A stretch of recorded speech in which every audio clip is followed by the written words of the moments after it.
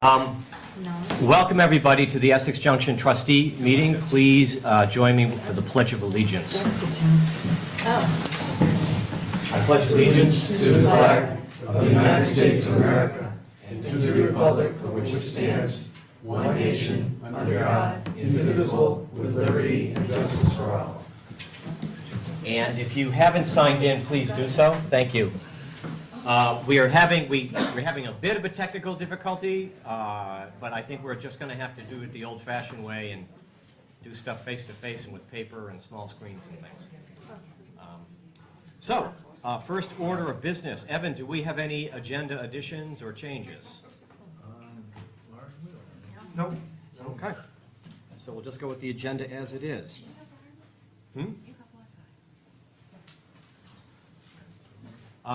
So first order of business, guests, anyone from the audience who has something to discuss or question or statement to make, that's something that's not on the agenda tonight.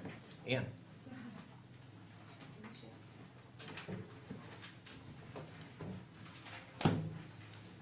My name is Ann White. I live on School Street here in the village. The items that I wish to bring up tonight, pretty concise.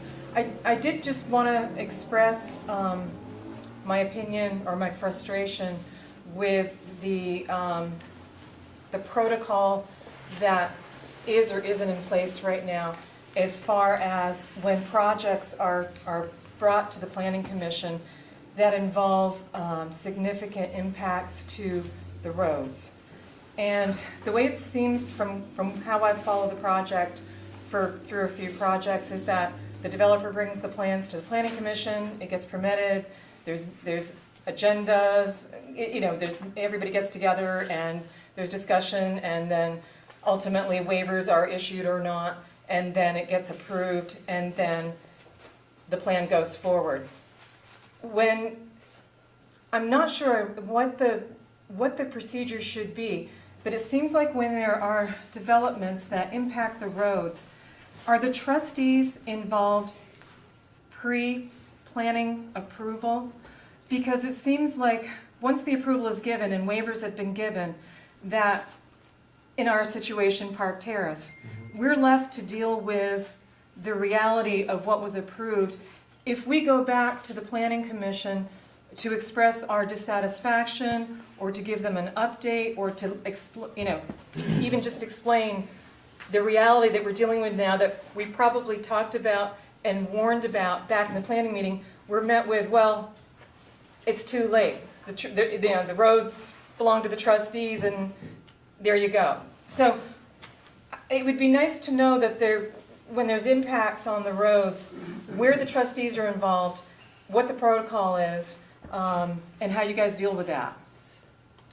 I can give you, what happens when someone comes in with an application is that it goes to multiple departments. It goes through all the village departments for example, the fire department, it goes through wastewater for Jim Juchas to look at stormwater. So they're looking at traffic impacts and other impacts ahead of time before they sign off on it and then move the application forward to the Planning Commission. That's the process. The Board of Trustees doesn't get involved. We're not supposed to, by law, we're not supposed to get involved in the application review process. But aren't you the ones that are supposed to sign off on changes like curb cuts and impacts to the usage of the road, impacts to the infrastructure? Isn't that changes to the land development code? Well, just Park Terrace has been severely impacted after the building of Fore Park, and that will come up later on the agenda. And the thing is, once it's been approved and once everybody's signed off on it, it doesn't feel like there's any recourse in it. And I was wondering, at what point did you guys actually see those plans? At what point did you actually sign off, or do you sign off? On an application? Well, yeah, when it impacts the road. We don't, and it's not. We not only we're not allowed to. Right. There's sort of a policy of keeping that separate, and having the Planning Commission handle all that and the Development Department handle that. It doesn't go through the trustees. That seems like a really big problem. Yes. I think I'm trying to understand, Right, first there's the application process, right. but then there's also the what do the residents do after the building's been built and there's issues. So George is correct, we can't get involved in the application process, we're legally prevented from doing that, and we do not sign off on the plans. But we appoint planning commissioners to do that work for us, and we trust that they're gonna do it with our intentions in mind and with the help of village staff. So after the fact, when there's impacts to your neighborhood, I think the recourse that I would recommend, and I'm not sure if this is what you're referring to, is you have an issue, you're going to go to village staff, and you're going to say either to the village manager or the development department, we're having these issues, and that staff would deal with it. If it rose to the level of needing the trustees' involvement, they would bring it to us. Highly unsatisfactory. So can you Highly be more, unsatisfactory. can you be more specific about what are the problems that you're facing that you're Well, not let's- satisfied Sure, about? sure. One example. Planning Commission issued a waiver for the loading dock for Ford Park. There's not all the commercial spaces are filled, so I can only anticipate that there will be more trucks making delivery. But the beer, the gas, the restaurant supply companies that make deliveries to McGillicuddy's are sometimes very big.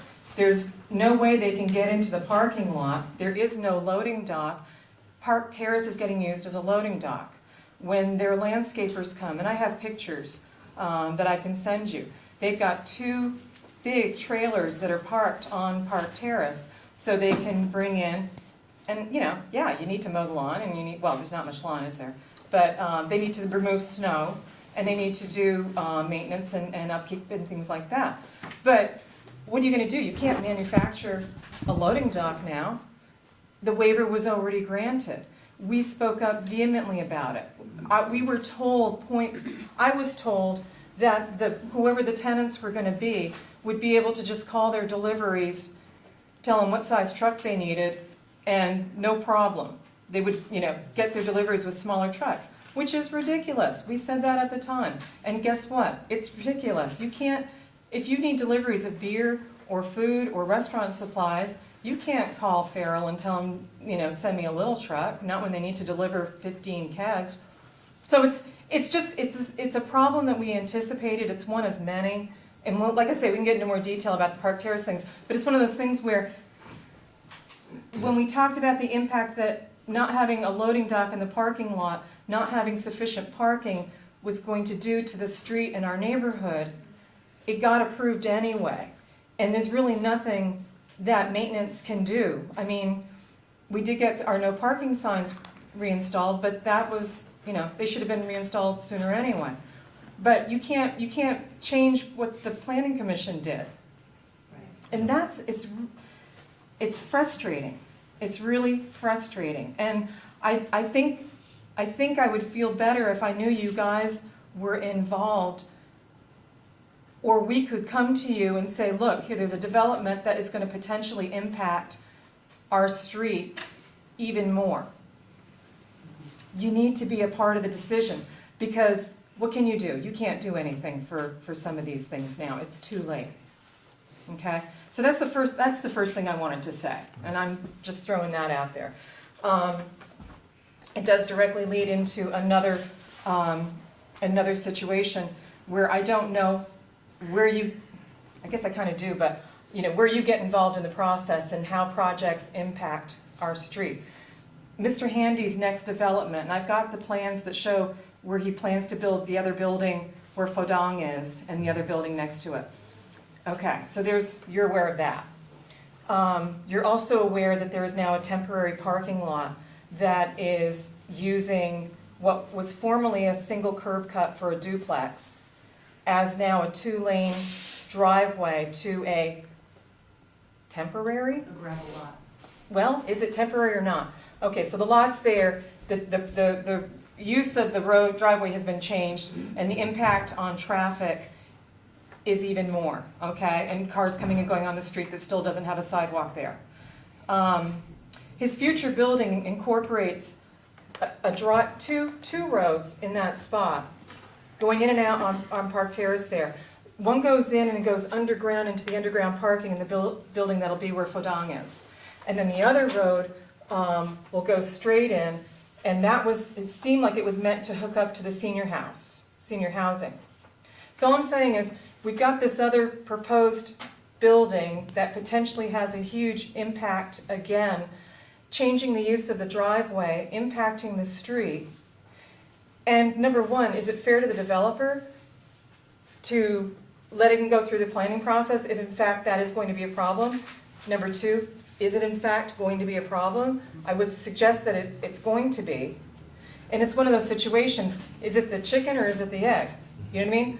I really don't want, in a year from now, to have been told when we are here complaining about the situation and how much worse Park Terrace is, to have you guys tell me, well, you should have been here, you should have said something, you should have gotten us involved in the process. I don't want that to happen, and I don't want there to be a situation where we didn't know. We didn't know, what could we do, and now it's too late. So, just on the record, I don't know how you maneuver that. Like I say, to the developer, if his plans hinge on having that access, it'd be nice if they knew that this was a potential problem. And you've got to incorporate the neighbors and the people that use the street and the whole village. I mean, the whole village drives in and out of that street. So that's my second one. The third one I wanted to bring up, which has nothing to do with Park Terrace, was I was looking at the schematics for the Crescent Connector. That's a road. You guys have jurisdiction over that? Yes. Okay. So, the Crescent Connector plans, as they're presented on the website, show a road that is designed to move traffic. And it's 2 lanes. There wasn't any parking. There was maybe a sidewalk, maybe a bike lane on one side, and it's designed to move traffic more efficiently through and past 5 corners, correct? Yes. Okay. I'm not sure how deep exactly a road needs to be dug, but it's not tremendously deep. I don't think you have to go like 20 feet to put in a road. Whatever, but maybe. That site is filled with hazardous waste. That site is very close to a lot of hazardous sites. There's a lot of problems with digging and site management there. So number one, looking on the website, I'm wondering, is there a site management plan? I do want to, I might be able to save you some time, it's not Yeah. that I'm trying to cut you off, but before that project was approved, they did extensive environmental studies, and so they're aware, the contractors are aware of it. Right? That there might be some, and I don't know, I can't, right off the top of my head, I can't Okay. tell you exactly what's going to happen, but they are aware that there are some environmental issues over there. And they have to handle them in a very specified, standardized way. Exactly. Yeah. So because that's a village road, or a village, state, or federal project, I would assume there's a certain amount of responsibility that the village is taking on to mitigate and make sure that's done in a positive Right. manner. Okay, that's fine. Yeah. We now have plans for proposed development on the land that is going to be accessible now once the Crescent Connector goes in. You've got a developer proposing 4 buildings with underground parking, apartments, and commercial, and insufficient parking, which they're going to ask for a waiver for. The design of the Crescent Connector on their drawings is dramatically different. It is the same street, however, now you've got angle parking on both sides, which, as a traffic mover, if you can imagine cars going in and backing out, that does impede the flow of traffic. The schematic also indicates a 5-foot bike lane in the road, behind the angle parking. Now, I'm not a traffic engineer, but if I was on a bike and somebody was backing out of a parking space, that seems to me to be very problematic. Once again, it's a project, like many, that doesn't have sufficient parking. So whether or not that parking is meant to make up the slack for what the developer is not willing or doesn't want to put in, is it winter parking? Is it overnight parking? You've got now that road, that Crescent Connector, which was meant to move traffic. You've got angle parking, you've got a bike lane. You've got an entrance that's gonna be used to service 4 buildings. People making right and left turns. You'll have people making a left turn that are gonna back up traffic while they wait to get onto the Crescent Connector. You'll have pedestrians needing to cross the street to access the angle parking. So we would install another pedestrian crossing light. All of a sudden, the plans for the Crescent Connector that seemed fairly straightforward, all of a sudden, it doesn't seem like it's going to be a road that's going to be a smooth bypass for traffic. It starts to sound a lot like Park Terrace. Just saying. With cars and pedestrians and bikes and a lot of interruptions to what should be the smooth flow of traffic, regardless of whether the trains are coming through and backing stuff up anyway. You can't get rid of the trains. So I'm saying, this is the agenda item, this has nothing to do with Park Terrace. I'm also concerned though, because the digging that will happen for those buildings is obviously going to be a lot deeper. There is all that hazardous material.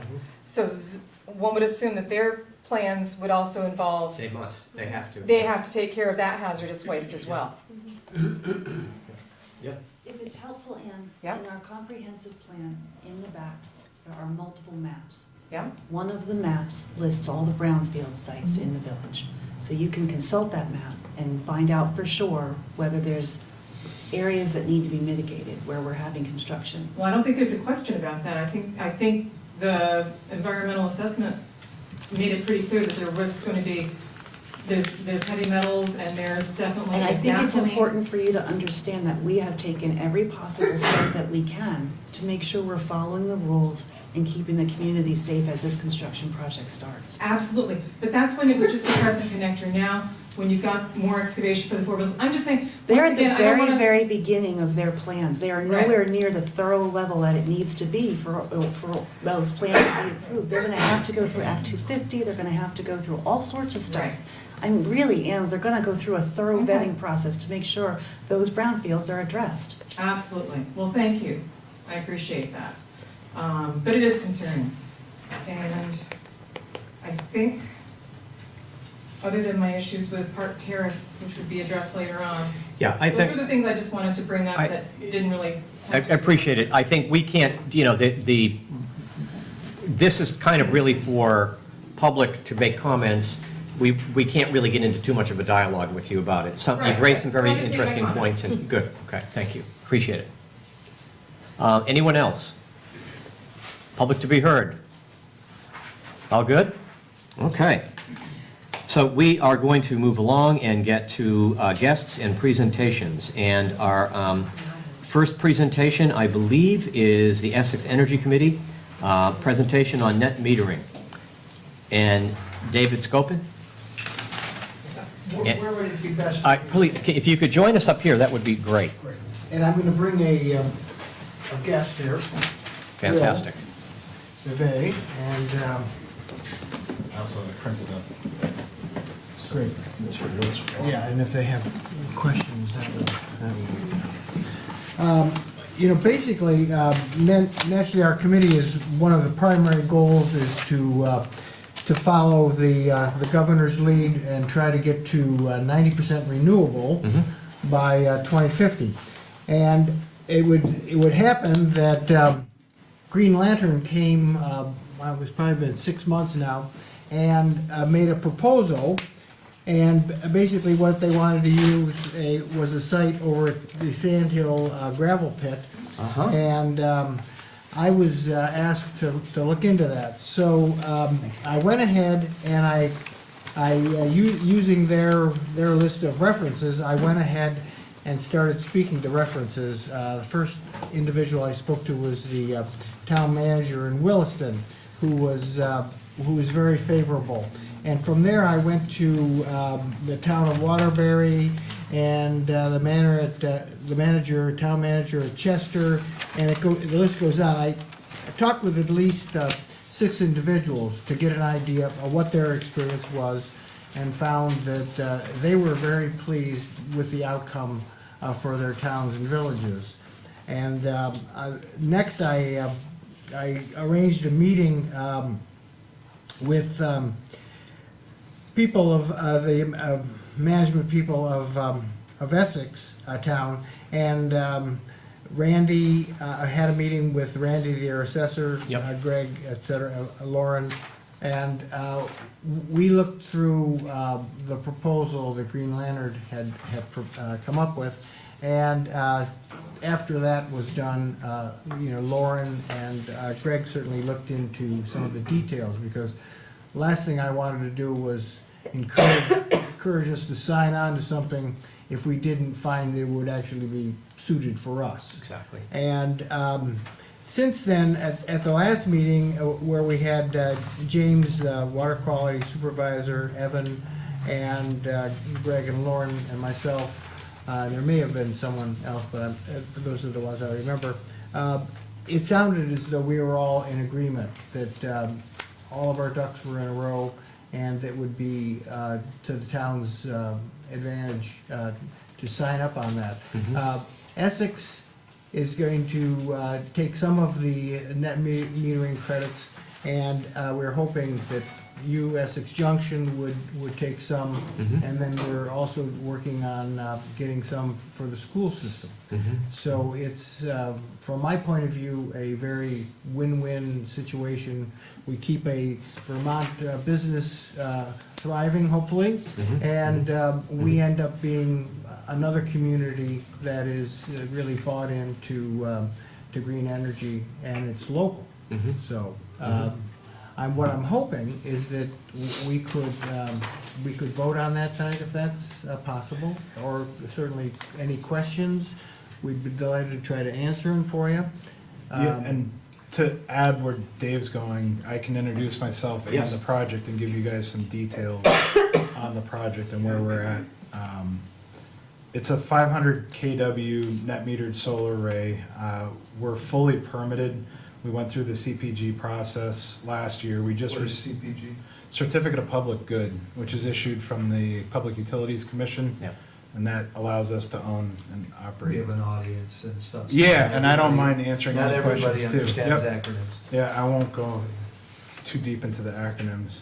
So we've received the permit. We're organizing our construction schedule now, and we're gonna be prepared to break ground really within the month. And the project will be complete in about 9 to 12 weeks. And as David said, we're working actively with the town of Essex to supply them with a majority of the net meter credits. We would also like to offer on the same basis with the same discount to the village to round out your available load, because you are previously in net meter agreements, but you also have additional meters that could benefit in net metering the additional load. So what I've done, working with Lauren, is I've gone through and done an energy study of what you have available to calculate what your potential savings could be. And the numbers that I've come up with, which are fairly accurate right now, is that we would be able to supply about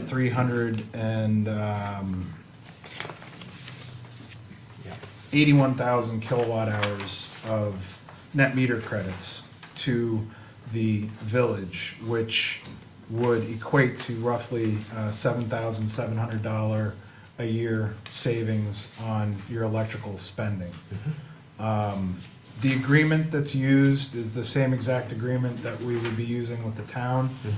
If you find the proposal acceptable, I would recommend sharing some of the legal review expense if that's possible. Yes. We're also covering that reasonable legal expense so that it's truly a no out-of-pocket offer to both the town and the village, and that's how we've always operated.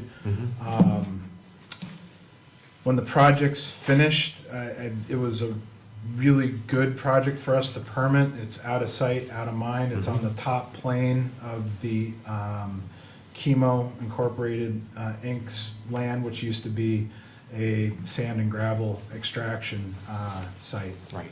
So that pretty much rounds out the presentation on the project. I printed out what we would normally do on a quick PowerPoint presentation of just some of the details. It should be noted that, you know, 3 things are gonna be produced from the solar facility. Electricity, which gets fed back into the grid, and under the new program, the renewable energy credits are retired to the utility, so that this project can actually be considered 100% renewable and count towards the renewable goals for not only the town, but the region and the state. So that's important. The older net meter projects didn't retire the renewable energy credits. The other thing that will be produced is the net meter credits, which is what we're offering to the town and the village. And again, you'll always be getting your electricity reliably from Green Mountain Power. We're not supplying Yes. electricity. The other benefits, like David was touching on, are the renewable aspects, the job aspects. This is gonna create about a job and a half. And then we're gonna be adding to the tax base for the town. And we are a local company based out of Waterbury, and my brother and I, who developed this project from the ground up, are local as well. We live right down the road in Jericho, and we have our offices here in Essex, so we're very happy to be potentially doing business with the village as well. Evan, did you have something? Just to let the board know that town and village staff have been working on this project along with the Energy Commission.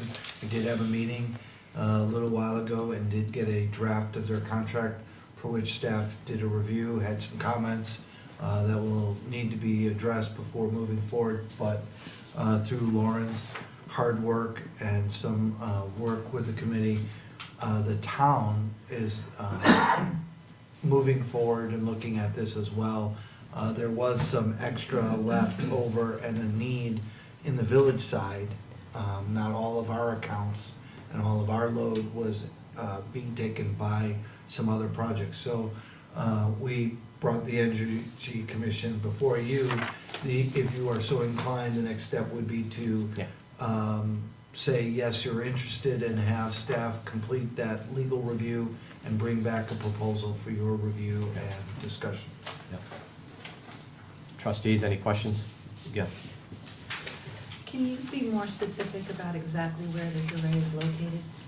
Yeah, it's at the, it's an 86 acre parcel. If you go up 251 River Road, you go to the end of the road, you'll come to a gate. You go to the end of that road, and the property is bisected by the Senecal property to the north. And we're on a open part of the sand pit to the west on about 4.5 acres. Okay. And can you, thank you, can you just in really simple terms clarify for me that, so this is an array located in the town. Yes, The net metering credits that are going to be generated exceed what the town needs, and that is why those credits will also be shared with the village? correct. Okay. All right, that's all I have. Yep. Thank you. Other questions? Clarifying question, so for the point of this right now is just basically to give either to the staff the go-ahead or not the go-ahead to continue with the contracting process, but not to formally approve tonight? No. Okay, just wanted to make sure I wasn't missing Yeah, a no, comment somewhere. we don't, it's not, it has to move This is off. the first time you're Okay, hearing right. this, so Yeah. therefore. Yeah. It has to move off the presentation It and into will- an old business it- section. Great. I'm sorry. No, go ahead. It is likely to move quickly Mhm. and may be before you either in 2 weeks or the first meeting in May. Has the select board already seen it? They have seen a draft, I believe, of some form of it. They've also done you guys have done one of these projects. Oh, we've done, that's what, Oh, we've yeah. done We've several done of this these. I mean, before. we've got a lot of, we've had, Yeah. I don't wanna say a ton of experience, but we've had several projects like this. At least one. Well, we had the farm, and then we also had the wastewater treatment plant. And if I understand correctly, your construction is not moving forward yet until such time as you have. Well, certain there's a process to ramp up, but we've started the process. So we wouldn't be breaking ground completely until we have all the other agreements in place. There's no rush or pressure, and this is, the idea is to introduce it and then take the next step. Yep, gotcha. And then answer questions that you may have while I'm available. Well, the good news is that we have one administrative team working for both the village and the town, so they can, that expedites a lot of the questions. So, and they've already got a head start on it, it sounds like, so. Any other questions? Yeah, one quick question. I mean, going through your handout here, and you've got down cumulative savings over a 20-year period of 148,000 based on, I assume today's cost, of energy. I mean, that's ambiguous, and it's So it's- standing right there based on what? It doesn't really say It's a anything. very specific number. All net metered projects get the retail rate statewide average as the incentive credit. So a full-size system on a preferred site gets the statewide average, which is 16,919 cents per kilowatt hour produced. So when you multiply 381,000 by that number, there's a pro forma that draws it out. Yeah.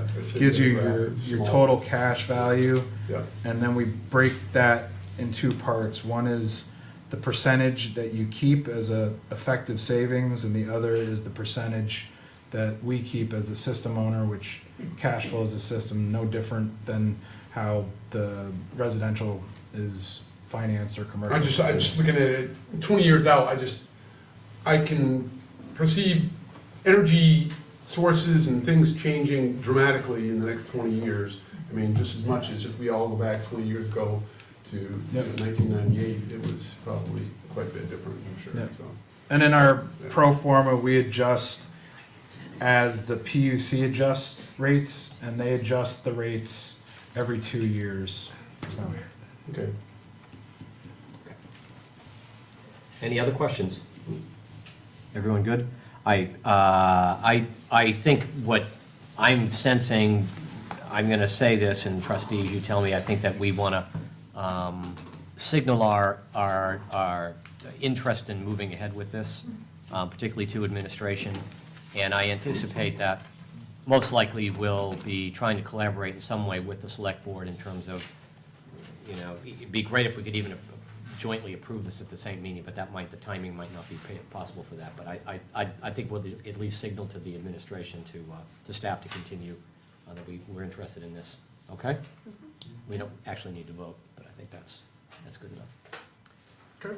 Gentlemen, thank you very much. Yes, we appreciate it. Thank you. Have a good evening. Thanks to the Energy Committee for doing this work. Oh, our pleasure, our pleasure. Okay, we are on to old business and disposition of Essex Junction Rec and Park Fund balance. Lauren? Yeah, so, last year when we were bringing in the EJRP, we were told that they would have some money that would come in with them, and we just recently found out how much money that would be, the fund balance that they're bringing in. It's $179,613.07. And we were told by the business manager over there that $3,144 of it came from their capital fund.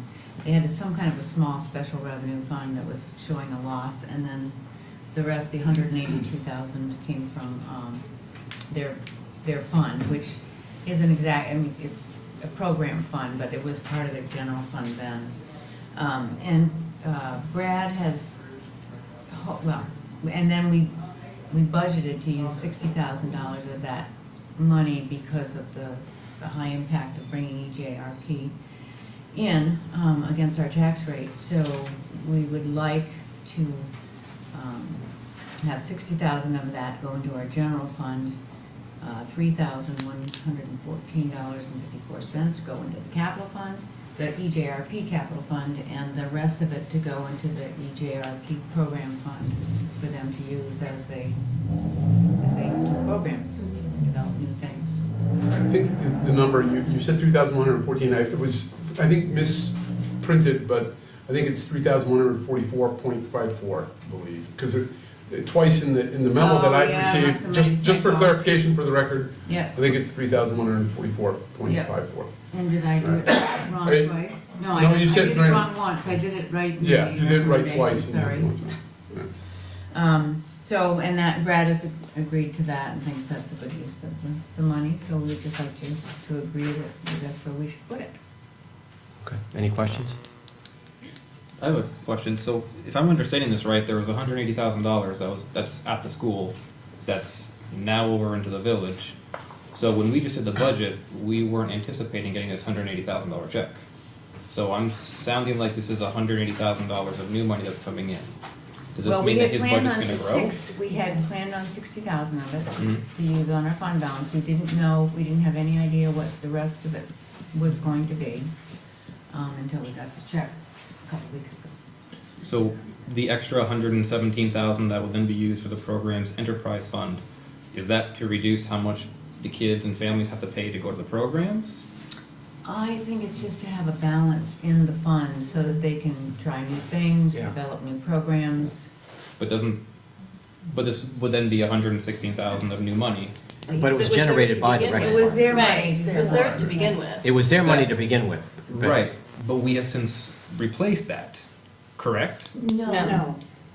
So have they been writing checks from this previously for the past year? No, the current budget that we have now is based on their income for this year and their expenses for this year. We don't know exactly how that's gonna come out. Mhm. They may be running a deficit, they may be getting a surplus, like all enterprise funds do. Right. And this is their fund balance that they had built up over the years that they can use for Yeah.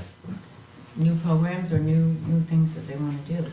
I guess what I wanted to make sure of is that this isn't $116,000 of new revenue coming No. into the village. No. That's, yeah, I mean, I think the thing, we're used to, we designate 300, we designate a specific amount for a department, and that's what the department spends, and boom. The rec has like a $2.5 million budget. Right. We designate 600,000 for them, but they generate much more income than that from programs, but they can't calculate from year to year, so they have these fund balances that they carry over, and I think that's really where the source of this. okay.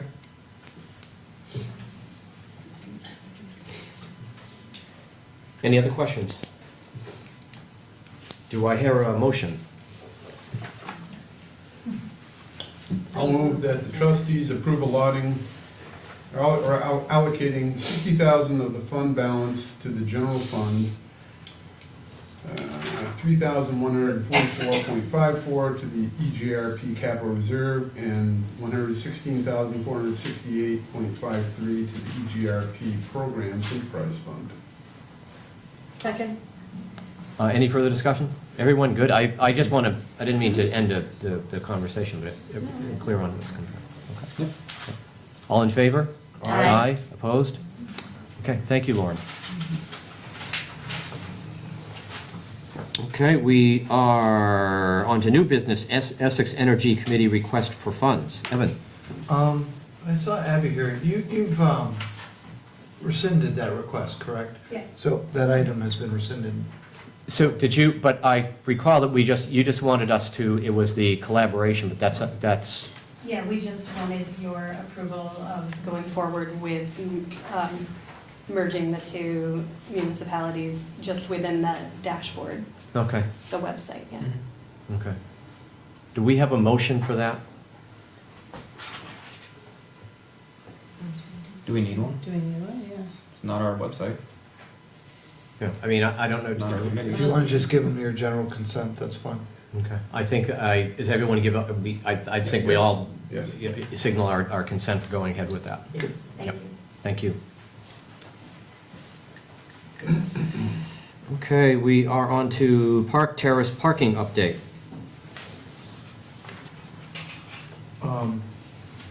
Well, I wanted to give the village board trustees and some people in the audience, I guess now, the update of what we've done since the last meeting. We've gotten several complaints from the Park Terrace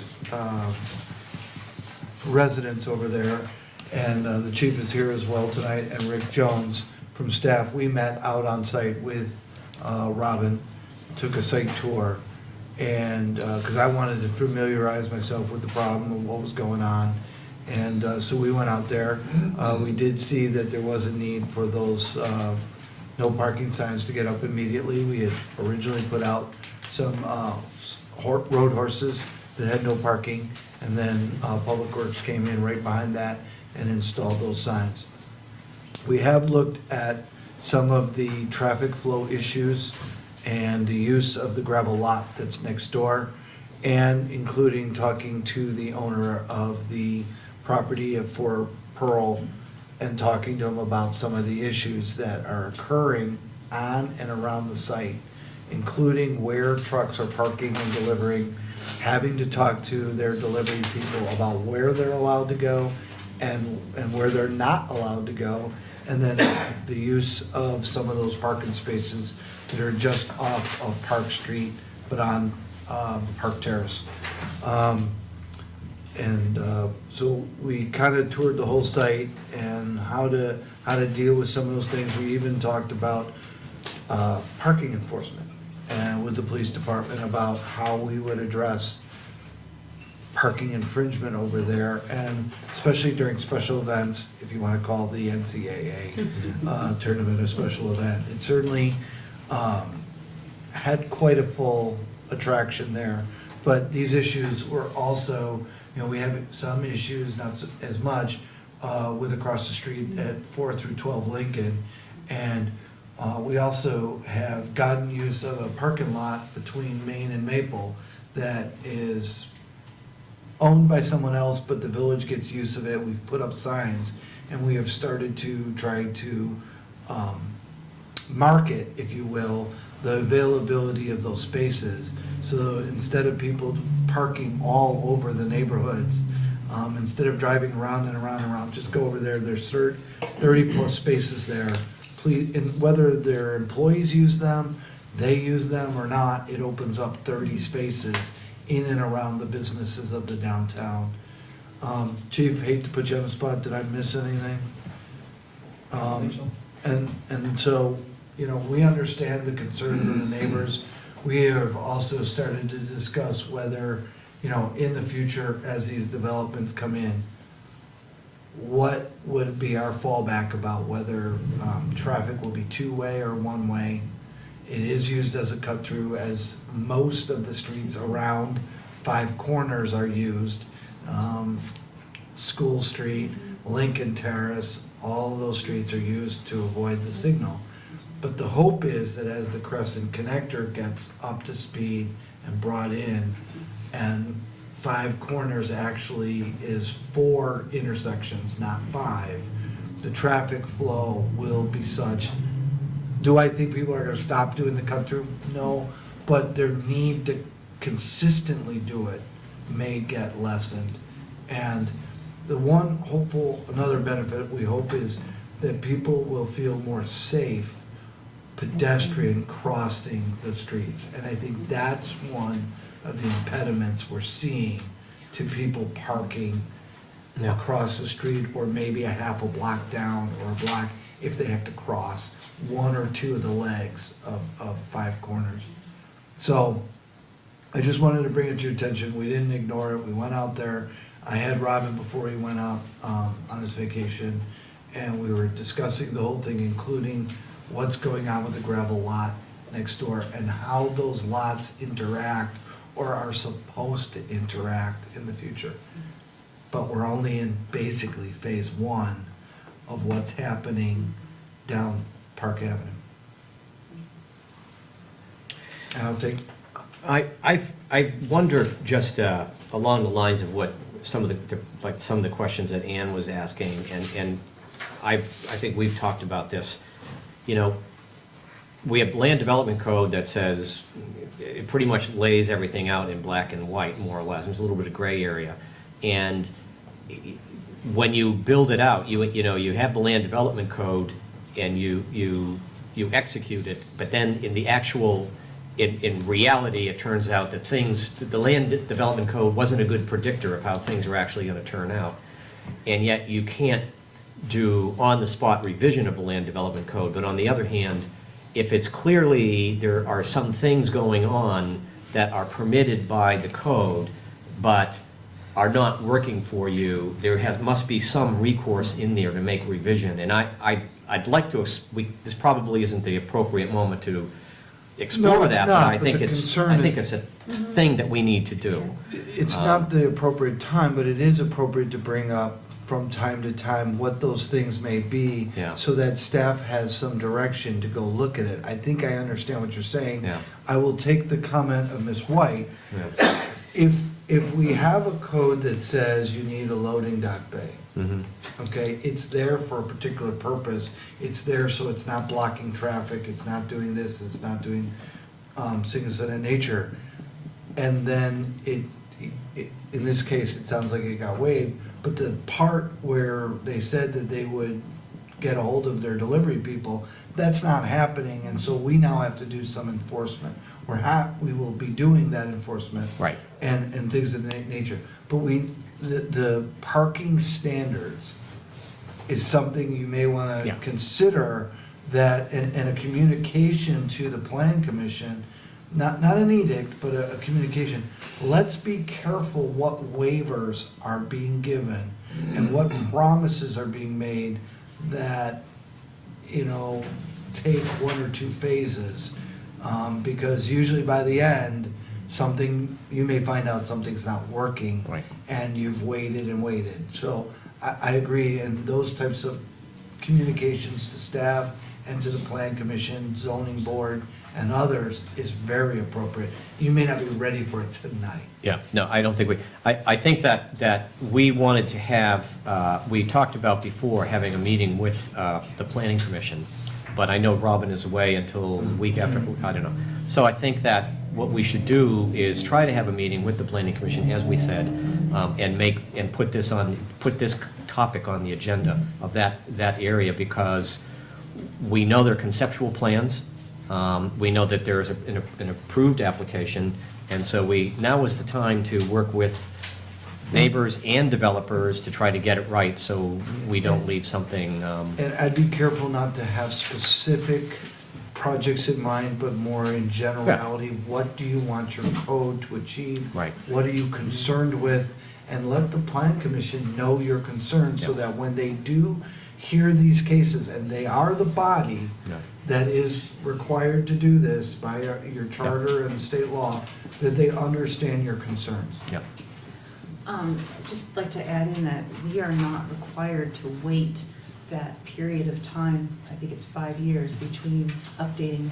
No, we can LDCs. do updates. We can do updates whenever we want. It's a 6 to 9 month process, but if we find something that is truly not working and we discuss it with the planning commission, we Right. can But alter it. my point is that there have already been conceptual plans approved by the planning commission over there. Now, that's Right. different, as you know, it's different from an actual application, which is fleshed out. Yeah. But so you can't come in at the end and say, well, no, now we're gonna not, we course. have to work with what's been conceptually approved. Right, But that, but- we still have quite a bit of slack. We have slack, and if we've determined that a certain type of whatever is a problem, whatever has been conceptualized and applied for up until a certain point Yep. would have to remain in Grandfathered existence into under the Right. the current code, Yeah. but with a date certain that from this day forward, that's not gonna happen anymore.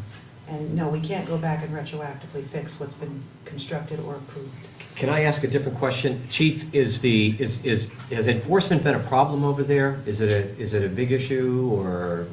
Well, now that we've had the signs, we're That helps. enforcing it, but since we put the signs up, we haven't had any major Okay. issues. But if I can just add, I think, we've heard that the police are stretched thin. Yeah. And I would be really remiss if we continue to approve, or planning commission continues to approve things that we know are an issue, that the only way to rectify it is by enforcement of a police force that's already stretched really thin. So I hope that message will deliver that to the planning commission as well. We can't grant waivers assuming the police force is gonna be there to enforce something we know may be an issue because we've already experienced it. Well, I would maybe put, let's not rely on our police to Right. do our the enforcement for something that could have been dealt with in the planning approval phase. Right. No. We're hoping that some of these conditions are special, but They are. some are and some are not so special that should be looked at. Okay. I think Ann has some Yes, comments. I do have some things that, thank you, I'm very relieved. My name is Linda McKenna, I live at 9 School Street, it's about this issue. Thank you for your words. I didn't know your point of view since you've come on this issue. So we have, due to another board meeting, I was not able to come to a town meeting last week. Is there plan, is there money set aside in the capital fund for the reconstruction of Park Terrace? Not this year, no. Park Terrace in front of, because there are 16 and 18 wheelers going up and down Park Terrace every day. The street in front of my driveway has dropped 3 inches.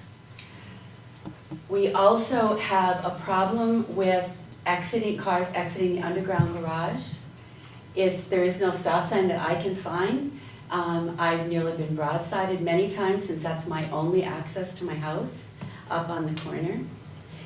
I haven't seen, and I also understand that the police force has many more important, they're stretched thin and they have life-threatening issues to deal with. I have not seen any enforcement of the wrong-way traffic on Park Terrace, except for the warning sign I got when I couldn't get up. Because it was blocked and I went around and I was warned by the police. But I haven't seen any others. So you're absolutely right. We knew these were going to happen. We begged and pleaded, sat through a 9-month process of the Land Development Code rewrite 2 years ago. It didn't help. We don't know where to go and who to speak to. So thank you. I still have real issues with Park Terrace that seem like they're getting worse. With the proposed development, and the cars coming up, there is not adequate turn radius to get up Park Terrace with the parking that's there. Okay. So I don't know where to go other than here. Do you want me to go to you directly?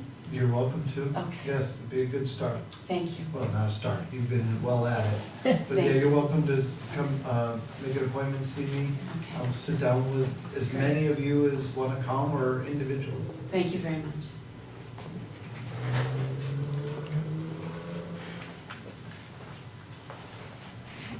Yeah, sure. All right, Park Terrace.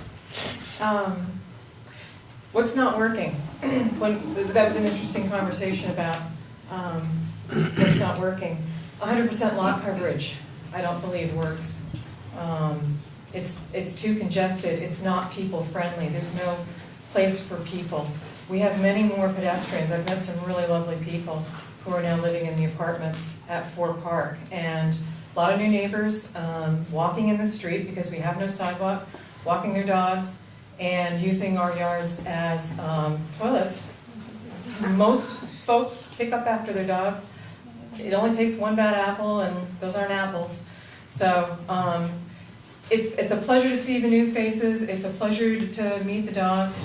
But the situation with Park Terrace hasn't changed, and it's still a very narrow street. It's still a very dangerous street to be a pedestrian. And all winter long, when there's snowbanks on either side, it's that much worse. There's no escape route. I can't step up onto a lawn to get away from a car. So that's what's not working on Park Terrace. The sporting event traffic is really huge. And I know there had been a promise of a traffic study after Fort Park was a certain percentage occupied and or a certain time limit. And I'm not aware that that traffic study has ever been done. If it hasn't been done, it should be done. And if it does get done, like it's supposed to, I would like to see that the hours that our commercial businesses are open be included as part of the traffic study, because certainly it's not an 8 to 5 building. People are coming and going all the time, and there's a lot of impact beyond 5 o'clock in the evening. And so a traffic study needs to encompass that. I talked about the driveway and the curb cut, the gravel parking lot. That's also not helping the traffic situation at all. Park Terrace is disintegrating. It is caving in. And I had some ideas for things that you could do before you reconstruct the street that I don't think are very expensive. Could you paint a bike lane on one side of the street? That doesn't seem like it would be very expensive, and it would certainly make give a signal to motorists that there is a place where they're not supposed to be. Obviously, it is a one-way street from School Street going down, so a painted bike lane and/or on the other side of the street, a painted pedestrian lane. Obviously, that's not going to impede any plow. For the price of paint, perhaps that will, encourage the cars driving correctly up Park Terrace to be in the middle, which if somebody's considering going the wrong way down, they're going to encounter a car not traveling on their regular side of the road, but they're going to encounter somebody that's being funneled up the middle of the street. It's paint. We talked about this last year. The traffic lines went up so you could count the cars, and then it was November and we can't paint, and then we'll have a meeting and nothing happened. So I would encourage you to, maybe explore some options that don't require a lot of investment that would work very well. We need to have traffic lines painted at the bottom where Park Terrace and Park Street intersect. Right now, when cars exit, because it's such a narrow street, lots of times cars that are exiting Park Terrace are in the middle of the road. And when you are on Park Street trying to pull into Park Terrace, you can't because the car waiting to exit and maybe take a left, Yeah, it's ridiculous. So at the very least, there is room. The car, even, if it's a big pickup or something, if they're over all the way on the side where they're supposed to be, there is room for you to pull in. Of course, if there's a pedestrian there, then they don't have a place to be, and obviously that gets more complicated. But if we could get painted traffic lines at the bottom of the street, that would be really helpful too. Let's see. Enforcement and making phone calls. I have to say it's a challenge. I'm not out there with my phone. I don't live to patrol the street. But when you do see something very egregious, you always wonder what the protocol is. I don't want to be the cranky old lady calling, there's somebody going the wrong way or whatever. But we see consistent people doing it that are obviously living or going into the underground parking. They do it fast. They know they're going the wrong way. You can't get the license plate. It's hard to make calls, but it happens, and it would be nice to see some enforcement. I very rarely call. It has to be like really bad before I call, and the first thing I would say is, this is not an emergency. Hang up on me, whatever. Yeah, it's not an emergency. But if it's really, really bad, I want to feel like I can call, but I also want to feel like something happens. And that was sort of what nudged me to get very proactive about getting the parking signs installed, because the officer was very apologetic and said, I can't give anybody a ticket because there's no parking sign. The no parking signs aren't there. But they were before. And then, so getting the signs in was huge. And that was of the moment and couldn't wait. We also need, let's see. Okay, School Street also, because I live more on School Street, and you can't really discuss Park Terrace without discussing School Street very quickly. We need parking lines on the street now to delineate the parking spaces. On School Street? On School Street. Okay. There's parking legally on one side of the street up to a certain point, I think it's 25 feet, up to an intersection. Okay.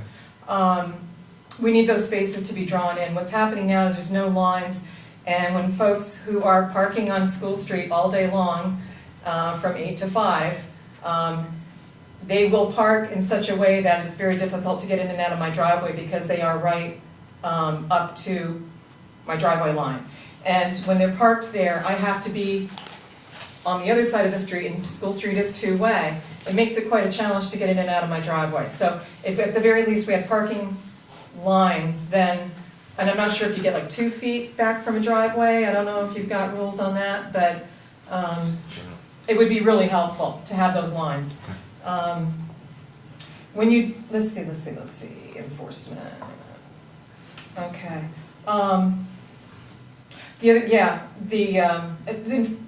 Something to indicate that there's not parking near the intersection would be helpful, because cars do park, and then you're forced into the other lane when you want to exit School Street. Mm-hmm. And once again, I think it might just be a simple thing. We don't need more signs, I don't think, but certainly Some lines. something, yeah, to keep people from parking. But usually when they're parking there, they're parked illegally anyway.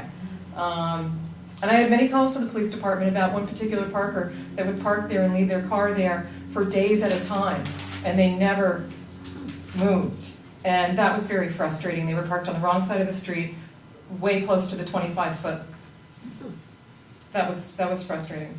When you do rebuild Park Terrace, because it is gonna have to happen, you can install a sidewalk. You don't have to take land from the homeowners. If it is in fact a one-way street, which it has to be for safety issues, and I can describe to you what it was like 30 years ago. 30 years ago, it was so bad that we fought for years to get that made into a one-way street. I can't imagine it would be any better now. But there's room for a snowplow, there's room for a sidewalk to be built in the street, and you could still have a very wide single lane that a snowplow could navigate, and that would be so much safer. If you are truly sincere about getting awards for being a walk-friendly village, you can't abandon Park Terrace like this. You've got to put a sidewalk in. There is room there, okay. The other idea is a bump out. There's one on the other side of School Street. There's room for a plow on the other side of School Street, on this side. It doesn't seem to be an issue with safety or navigation.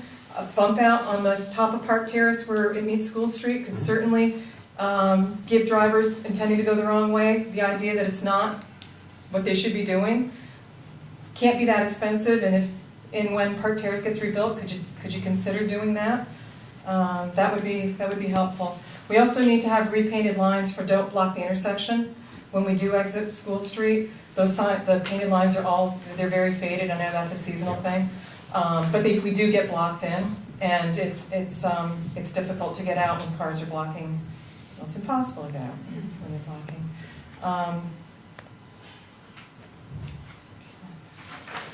Let's see. The final issue. Okay. You guys love me, right? We need clarity. We need to have an understanding about oversized trucks that make deliveries on Park Terrace using School Street where it's prohibited to be over 16,000 pounds to exit. They don't fit, they're going up on the curb.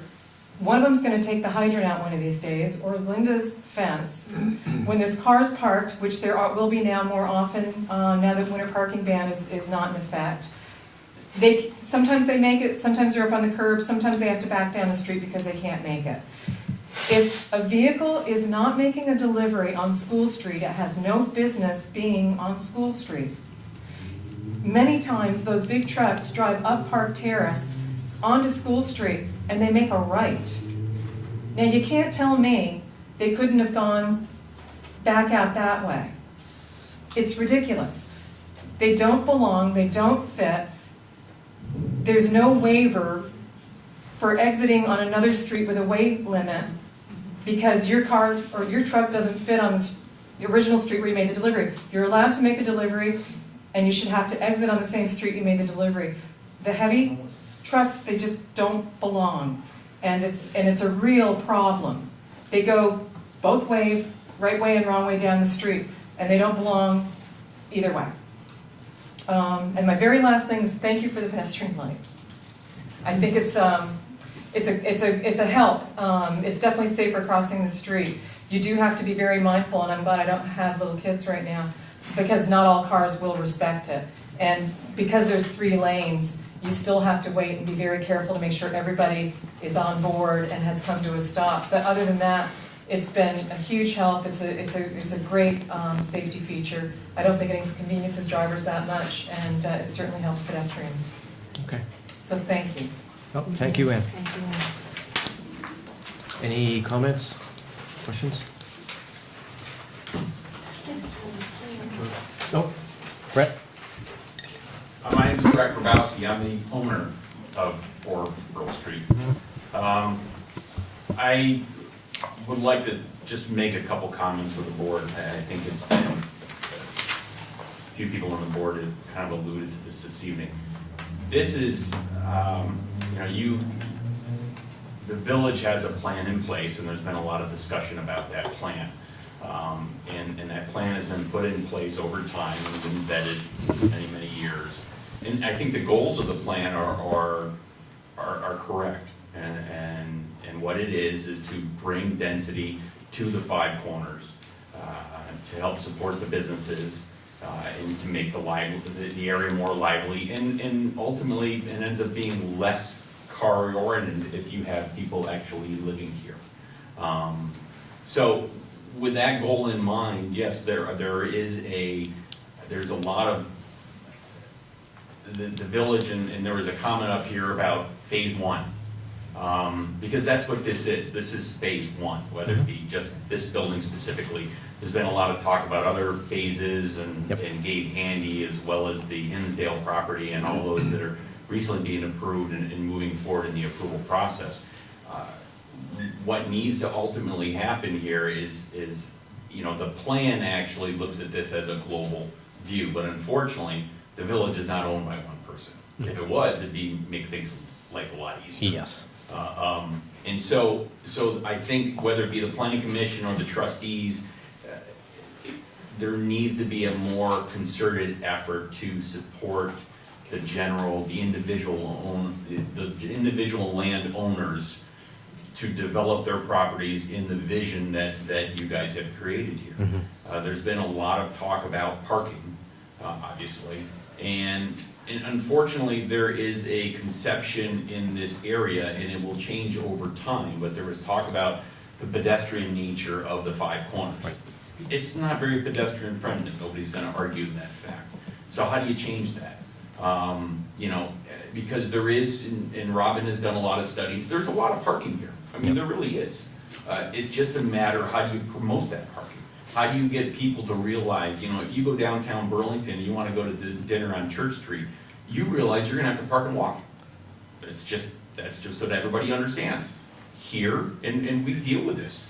Yes, Right across the street, and people expect to park 5 feet from the door. Yeah. That's the perception. Whereas you have 60 spaces right here behind the fire station. It's a shorter walk to walk across the street from the fire station parking lot, right across to McGillicuddy's at the restaurant. But it's just not, I can see right now the parking lot is full behind the building. McGillicuddy's is doing very well. This parking lot's empty. So that's something that I think that the village really needs to focus on to try to promote the areas that are already here, the parking that's already here. If that means that, yes, signs are great, but I think it's more than just signs. It's actually making the addition of sidewalks, the addition of additional curbs that will help people realize that, hey, if I park here, yeah, there's a well-defined, lighted, lineated area that I can walk, maybe only 50 yards, but it needs to be a focus, and it needs to be something that is very easily recognizable. I think, to some extent, and I have no problems with this as a developer here, if there was some sort of, because ultimately, to some extent, because of the situation that we have here, and I don't believe in this, is that landowners become extremely territorial. You can't park in my lot. Well, okay, but I have somebody from my lot in my business, it's gonna walk across the street and support your business. Yeah. And if we sit here and we're arguing back and forth about, I'm gonna tow your car if I don't recognize that you're having a beer in my facility, it's just, that's a problem. Yeah. And so, what can the village do, what can the trustees do to help incentivize individual property owners that when they're developing their properties, then there are ways to create more parking than what is necessary. Yeah. There's lots of ways to do it. Unfortunately, it's very expensive, or it can be expensive. And, is it a way, there is incentives in the code. There are, in other towns, whether it be Winooski or South Burlington is looking at it, there's tips, all right? It's a great way to do it. Basically that's a way that you're gonna increase the tax base, and then but that money is gonna go towards to helping build parking structures or bigger parking lots or items of that nature. And I think that's a really, really important thing that the village should really consider and look at very seriously. And ultimately, it's just gonna help all the businesses that are in here. Because we're running into that problem now. I mean, we have, as you see across the street, yeah, we're working with some other people, some office users for some of the vacant commercial space, but we have a lot of users that come in and they just, there's no place to park. I'm like, well, there's lots of places to park, but like I said, they want it 5 feet from the door. And until they see that, they don't wanna spend the money here, and that's a problem for everybody. You know, cause certainly with what we've done here in replacing the old bank that was there, we've, you know, I think we've increased the tax base on that lot by 6 or 7 times. Yes. You know, that's a huge jump, and you're gonna see it go down the road. You have, you know, the Hinsdale property, that building that's proposed, that's a $6 million project unto itself. The lot in between, what Handy's is building with the 55 and older building that they're doing, and as well as the other buildings that are in between, you're gonna see an increase in tax base just in this small block alone from, you know, a value that's arguably hardly worth anything to in the neighborhood of $50 to $60 million, just sitting in this corner alone. It's a huge benefit to the town. Yeah.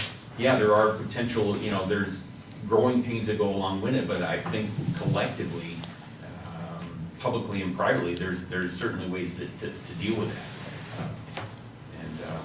So that's kind of my 2 cents. I greatly appreciate it, Brett, thank you. And let me, just as a side history, very quickly, the whole thought process behind the Crescent Connector, that was started, we was in the basement of this building, we were trying to think, how can we reduce Park Street from 4 lanes to 3 lanes at the intersection? How can we get some traffic off Park Street so we can push the sidewalk out and make it less onerous to walk across 5 corners? So could we put a road in that somehow circumvents the 5 corners and get some of the traffic off? And that was the origin of the Crescent Connector. But I think you're right. We put these plans in place. We do this. In my view, and I'll let the other trustees speak. We have to be involved in this. We can't just make plans and then watch property owners fight amongst themselves or have these problems. We have to be engaged to the greatest extent possible to what the law allows to try to resolve some of these things and to work with everybody and make it work for everybody, including neighbors. So Yeah. appreciate your comments very much. Yeah, and because really what I would really like to see, and this is a perfect example of this block here alone, you know, you potentially could be looking at somewhere in the neighborhood of, you know, there's 51 units in Fort Pearl. You're looking at, Gabe is producing another 40 units in his building. The Hinsdale property is 28 units. The potential for the lot in between could be another 40 units. Yeah. So if you add all that up, you're looking at the neighborhood of 150 units that are all within 50 yards walking distance, and that includes even the people up on, you know, School Street. And if Park Terrace is reconfigured so that it is more, you know, pedestrian friendly, then it's going to meet the goals of the village, which is people will come here, they will park, but then they don't have to leave again, and then they can basically walk the area. And then once that happens, then businesses will come because they won't be concerned about where all the cars have to park. Because they realize they got 150 people 50 yards to the front door, and there's no reason for those cars to be there. They have enough business just within a stone's throw. Exactly. So it will happen. I mean, unfortunately, if you look at whether you like Winooski or not, that's been a 15-year project? Yeah. I would argue it's actually finally just reaching a critical mass where you have enough people there and businesses are starting to come and it's starting to gel. But that doesn't happen overnight. And so, you know, I reiterate back to the phase 1 comment, and that's really what we're looking at. And I think, yes, we are dealing with some inconveniences along the way, but I don't think we can lose track of the ultimate goal here. And you know, there was comments about the gravel parking lot and stuff, and these are all things that we've spent, you know, money on to try to mitigate some of these issues. But that gravel parking lot, you know, will be replaced by something more substantial. Maybe it's a parking deck. Maybe, you know, that's hidden behind the buildings that will provide more parking, not just for that lot, but all the lots and all the units that are gonna be created in that area. So. Appreciate it. Any other comments? Thank you very much. Thank you for everyone's comments. I really appreciate it. Okay, so Evan, we're gonna move on to the All-State Parade and the request to close the Park Streets. And unless anyone else has anything else to add. All good?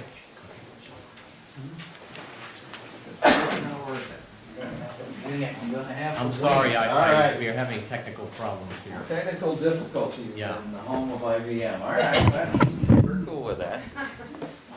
Thank you for the opportunity to speak with you. My name is Stephen Parker. I've been involved in the All-State Music Festival as an organizer for more than 30 years, and this is my 25th year as the festival director. I'm here with Thanks. Heather Finlayson, who is the band director at Essex High School and one of the co-hosts. Everybody hear me back there, all right? Yeah. Thank you. One of the co-hosts of the festival. We're here to look for your approval and support for our annual All-State Parade, which is attached to our festival and has been for all 90 years. This is the 91st All-State Music Festival since 1927, when it was organized by Burlington High School's Adrian Holmes, the band director and orchestra director there. They've had it in Burlington. I had a nice slide presentation with some old pictures, including one from all of the bands in front of the old Burlington High School in 1947 that I have yet to find my mother and aunt in. They were in the drum corps of the Burlington High School band back then. We've marched in every community that we've been in since leaving Burlington in 1979. We've been to 13 different communities around the state and had this festival hosted there. We've been to Essex. This will be the 4th time in Essex, 88, 98, and 09. And after our discussions with the chief, who's been very supportive, it was pretty clear that the traditional marching route here in Essex was not going to be available for us to use this year. So we put our heads together and contacted some people. And you, I believe, have a copy of the long-term proposal. And I just saw a map go out that we're proposing a different route that is not going to involve 5 corners and a significant amount of personnel to manage traffic, but will give our marching groups, and we hope to have about 25, numbering somewhere around 1,200 students this year, come to Essex, that they would have the opportunity to not only march through a fairly dense residential section, but also have the opportunity to march in front of their supporters that come in from out of town. That always seems to be one of the challenges. The parades go through residential areas, and it's tough for the moms and dads that came from Brattleboro and Newport and Danville to find a place to park.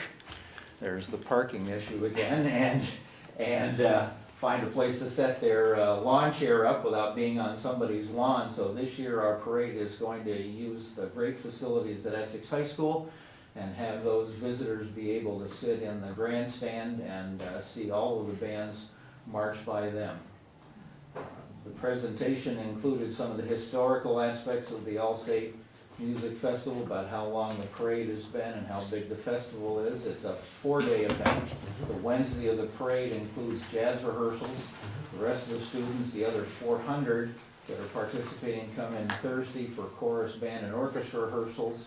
We have concerts on Thursday night for scholarship, Friday night for our jazz, and then Saturday afternoon we will have the large ensemble concerts where we expect about 1,000 moms and dads to come support their young people. We're the oldest honor festival, the oldest all-state in the country, the oldest, longest continuing operating one as well. We have a great tradition here in Vermont. One of the nicest things about ours is we're the only state that has our students housed in local homes, which keeps the cost down. A festival this year costs just $70 for the students. A comparable one in our friends in Massachusetts and Connecticut costs $500, and you can't imagine it's tough enough coming up with $70 to get one of those kids. So we're looking for your approval for our plan here. We have the support of the chief. He's been wonderful, and also the Public Works Department. So you're the last pin in the process. Well, let me see now. Trustees? I think it's outstanding. I mean, I think this route right here, going Old Colchester Road, it looks like a great route that allows for a lot of viewing from the people coming from other parts, as well as the people here in our town and village to observe as well. So it's great. I've seen it a few times over the years. A parade with bands and no politicians, it's gotta be a good one, right? Well, we could help you out with that. Right. So I have a question in regards to the notification of the residents. Yes, ma'am. It says door to door, but who will be doing that? When will it be done? How much notice are you We giving have a everyone? volunteer group, we're going to start contacting people through the standard media, but on the weekend prior to the parade, we're gonna go door to door with volunteers that will hand them a letter explaining that whole thing. We're going to have moving traffic control, right, Chief? You mentioned that, so we're not gonna stop traffic on the whole parade route until the parade actually gets to where we're going, so the routes will be open as we travel around.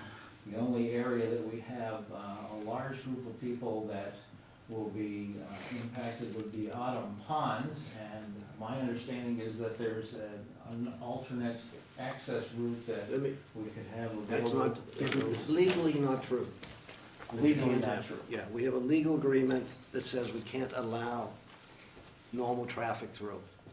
And that was negotiated, let me stand up, sorry to interrupt, but I can't let you say that. Can I interrupt you, sir? I think we just want to get through this one piece. Okay, right but here. I Thank just, you. we have a legal issue that we have to bring up. Well, then we'll march quickly past their entrance so they can get in and out. Just, I didn't mean to, just, we'll get to that in a moment. Okay. Thank you. But go ahead.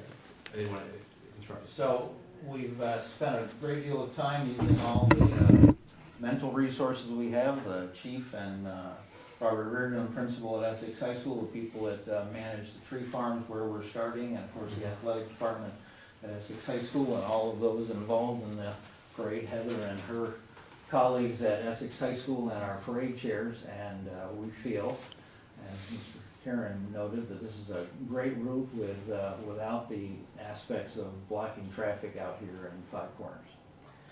If I can just follow up, I want to be sure that enough notification is provided to those people that live on those streets. I understand you'll have a, rolling closure, but that's dinner hour, it's, coming home from work. I just want to make sure that they're given ample time to realize that they may not have access to their homes. Well, we felt that if we went out, we're certainly prepared to do the door-to-door Yeah. sooner than that. We were concerned that Too soon is, I know, it's a tough, sometimes but, you give somebody a notice and they right, get it and go, okay, and then forget it right. later. Will we also be doing front porch forum and Right, Facebook? we have access to that. There's a large group of parents involved in the music program at Essex that have all stepped up to help us make those contacts Okay, as thank you. well, through as many media, appropriate media as possible.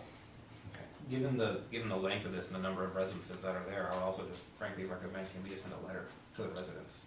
I realize there's a cost to that, but at the same time, I think we should do some due diligence as well. I think You that should have the there's, petitioner do, are you asking for the village to do that, or the No. petitioner? Petitioner should be, I think there should be. it might be looked into. harder, I mean, it might be harder for them to do it. Let's, The door-to-door also requires someone's there. well, I didn't think we were gonna leave a flyer, right? You're gonna Yes, leave ma'am. something at the Yes. door. We are. We could certainly provide them with the addresses. So I'm thinking in particular with Autumn Ponds, Well, that's, oh wait, I'm sorry, that's not where the. but it's still Yeah, blocking yeah. it.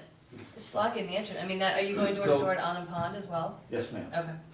We've already contacted the, I believe, superintendent of the buildings or something. And so they will help She you. said she's all for it, Okay. and she's got multiple ways to contact her residents, and she's willing to Okay. help us do that. We Great. went there first. Yeah, 'cause I thought that was locked down, and you could basically get to a front door, push a button, that's as far as you could get, so that was. Right. Okay, Exactly. great. So she's prepared to help us with all the contacts that we need over there.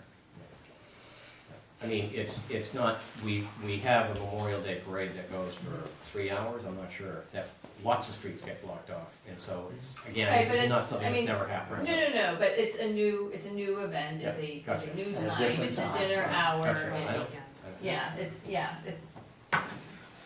But, so let me, before, and sir, I know you've got a comment, but let me, Evan, do you have did you want to say something about the opening of the street? The issue that I understand about Athens Drive and Autumn Pond Way, it's a legal agreement, and in the event of If there's ever a fire or an emergency, it gives Essex Fire Department coming down from the town, if they need to back up village services, instead of having them to go all the way through Five Corners and basically go then all the way at Old Colchester Road, it gives them an alternative way to get in, and it also provides them an alternative way to stack up the trucks in the event. It will obviously never happen, we hope, but if there was some kind of an emergency at Autumn Pond, it's an alternative roadway in there. It's not normally used, but Athens Drive is a public road, I understand. So do you want to explain what this is about? Well, I'm gonna actually talk about it just briefly. We looked at this as a public safety issue as well. We don't wanna close Main Street, at 6 o'clock on a midday. We understand Memorial Day, it's been a tradition. Most people around here understand that, they get it, and there are other ways to get around Main Street, at that time. The chief and Rick Jones and, the high school worked on this, and the use of this connector is only for the ability to get people. We can either do it a couple of different ways. We can close it off and do some rolling closures, where they can then have to wait a period of time to get in on a pond. Or if there was an emergency, we need to be able to get into other areas by the fire department and or police department. At the time of this thing, we were not aware of any agreement. It just came to my attention today. So I don't know what this gentleman's gonna speak of. I spoke to somebody on the phone earlier today, and I got a copy of it. So, that's what came up today. So I'd be happy to hear their comment when you guys are ready for hearing that. I think it went to the plan commission, but I'm not aware of the Okay. agreement. Okay. Okay, sir? Thank you. I'm Jeff Rubin, I'm the owner of Village Bottom Pond, and we haven't been contacted really till today. I negotiated with the village for 3.5 years to try to protect Athens Drive from a through street. And we actually had one development which we canceled because you guys insisted on a through street. It took us 3.5 years of negotiation to get to a legal agreement in which we protected that street from being ever a through street. And that was clearly stated in this room 100 times by the planning commission that it'll never be a through street. And only then did we were able to get into a legal agreement stating that fact, which I'm held to. Where only it can be used for emergency access, not public safety, but emergency access, and that's it. Otherwise, it can't be used. And if you guys want to open up for anything else, I have to do some legal action to try to protect myself and protect them, because I can't do it. I can't allow it to happen, because these guys really wanted to protect their privacy and their road. And they were in, it was 3.5 years of work. And we came to this conclusion only after the village came to guarantee us that we never would have to face the issue of an open road. And now you're opening the road. You're opening the road once. That doesn't mean you're not gonna open it twice, 3, 4, 5 times. Okay, can I? And this is okay, not what we guaranteed these people. Let me intervene here for a second, okay? Yeah. Let me just get a question in. So, if we don't open this, if we keep the chain, is the chain going across? You keep the chain there padlocked. And we just notify everybody at Autumn Pond that their entrance to, from Old Colchester Road is gonna be blocked for about 2 hours. Could we, is that an alternative? Is that a preferable alternative? Less The people than at 2 Autumn, hours, would, but that's- sir, you're from Autumn Pond. I'm from, all So right. you would prefer that? I would prefer not to open up this road, that's for sure. Whether it's safe to allow 2 hours closing in and out of the. Can I ask tenants and the- can I ask the residents of Athens Drive? We're here. If we said the only way we could hold this all-state parade with all these kids coming from all over the state to play music here in Essex High School for the weekend, all these families coming here, the only way we could do that would be to open this road for 2 hours. You'd say no? you would shut this down? Can I say something, please? Okay. My wife and Deb Richardson spent the better part of the last 3 days knocking on the doors of everybody on Athens Drive to find out what their views are. And 23 out of the 27 homes said they do not want the gate opened except for what's written in here, for emergencies. Okay. That's the block. Let me just read this to you so everybody knows that we're on the same playing field. It says, "The access shall be used for emergency access only, and only by fire, police, and emergency medical providers, provided, however, that the Village of Essex Junction and the declarant may make use thereof in connection with ordinary maintenance, repair, and replacement. The declarant shall not permit the general public or the occupants and guests of the project site to use the access as access to or from the project site through Athens Drive." We're all supporting the parade. I mean, it brings money into Essex Junction. The kids, they're gonna have a fantastic experience. But we don't wanna set a precedent. You open it up for this, and it can be opened at any time then. Say the residents of the apartments say, you know, hey, it worked out well this time. We think that if it worked out well, now you can open it up. You prove that it worked. What grounds does anybody have other than this to stand by? Also, I have a friend who's a real estate attorney, and I showed it to him, and what he said was, if it is opened up, Dr. Rubin and/or Autumn Pond can be sued for breach of the agreement, because he has allowed people to enter or exit. We don't want him penalized, and anybody on the block who feels disturbed has the right to do it. All they have to do is take a picture of one car coming through there. Okay. My guess is that if he's sued, he could probably sue the village for forcing him to do something that he is not allowed to do based on this agreement. Okay, let's One not. question, George. Yeah. Is there any way that this could be moved to the fairgrounds? No. They could march around there and then go into the grandstand No, and this, have a couple this, thousand this, people watching. I think the only question that I see before us is, are we going to, because I think the work has been done. I think the only question is that do we say, the folks who are out on Pond can't get in and out of that road for 2 hours. There would have to be, in case there was an emergency, someone standing by that could let them out the other way, so they would be told they're in case of an emergency. But it would just be an inconvenience. But as I've said, we've had parades before, people are inconvenienced, it happens. So does that make sense to you? We're fine. Can I ask a Board? question? Yes, go ahead. So does it start here? It starts at the tree farm, or it starts at the high school? It starts at the tree farm, So how long is it gonna take everyone to walk from there past Autumn Pond? depending on the number of bands, less than 45 minutes. And then Autumn Pond can be opened? That's correct. Okay. From one direction. From the, Yeah, that's. Yeah, that's all it is. It's It's all- it's all it is. Get in. I don't think we're talking about a big It's deal. Not a big deal. So if that is the board's wish, I believe staff can make that happen as well. And now that we are aware of the condition, we will make sure that no use of that connector is done, even if it's to get out of Athens Drive as well. It needs to be closed, except for emergency It was grounds. opened in the fall when we had the windstorm. A number of trees fell with power lines, and the people at the far side could not get out heading towards 15.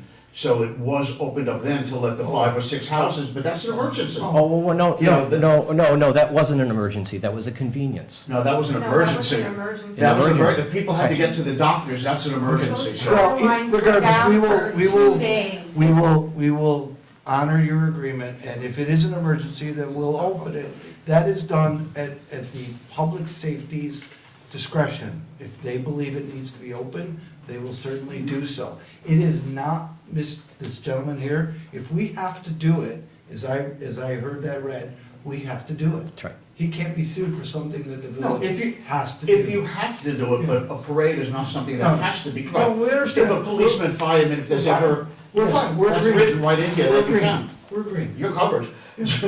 We're not disagreeing, we're just trying to get the measure of everything here. We'll take care of it as only an emergency as done by public safety, the fire chief or the police chief. That's No fine. problem with that. Thank you very much. You're welcome. I think the second choice of having to close for like 45 minutes, we surely could adjust to if we could have the predicted time, so we can let all our tenants know. Okay, so we can do that. So they can plan. I think that would be a great compromise. Yeah. Thank you. So I'm sorry, I have one more question, which is, it has nothing to do with Autumn Pond. I unfortunately have never seen this parade, and I look forward to seeing it. What about the noise levels walking down these residential streets? I mean, is it loud? I mean, you have how many marching bands? These are marching bands that perform on the street. So it's the sound of, just like they're a band that would march in your Memorial Day parade. So I would just like to make sure that that's clear also in what you hand out. Yes, Because ma'am. there are young, babies and things. We're very proud of the fact that it's all bands from fourth graders all the way up to high school students. Right, and I'm sure you are. My concern is for the people who live here and understanding exactly what is going to be marching by their house.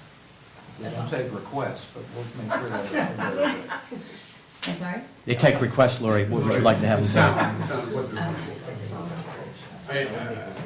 I would agree with Lori on that, just so that the residents are well aware Yes, that a ma'am. loud marching band, it's not a joke for some of our residents. I'm not making I understand. Okay, so we're approving on this. We're going to look at, we're probably going to have to figure out if we need someone there to open the gate in the event of an emergency, but otherwise it'll be closed. Although I will add, I think we should have our attorney look into this at some point to understand what this agreement actually says.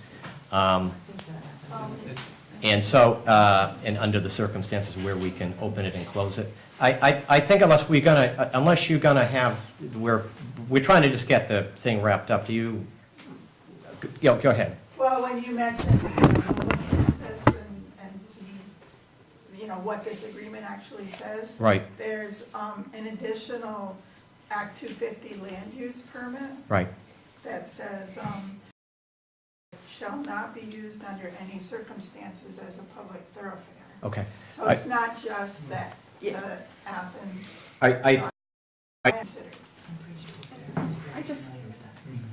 Yes. I just want to add one thing too. If you're concerned about public safety, Athens Drive goes in a cul-de-sac, but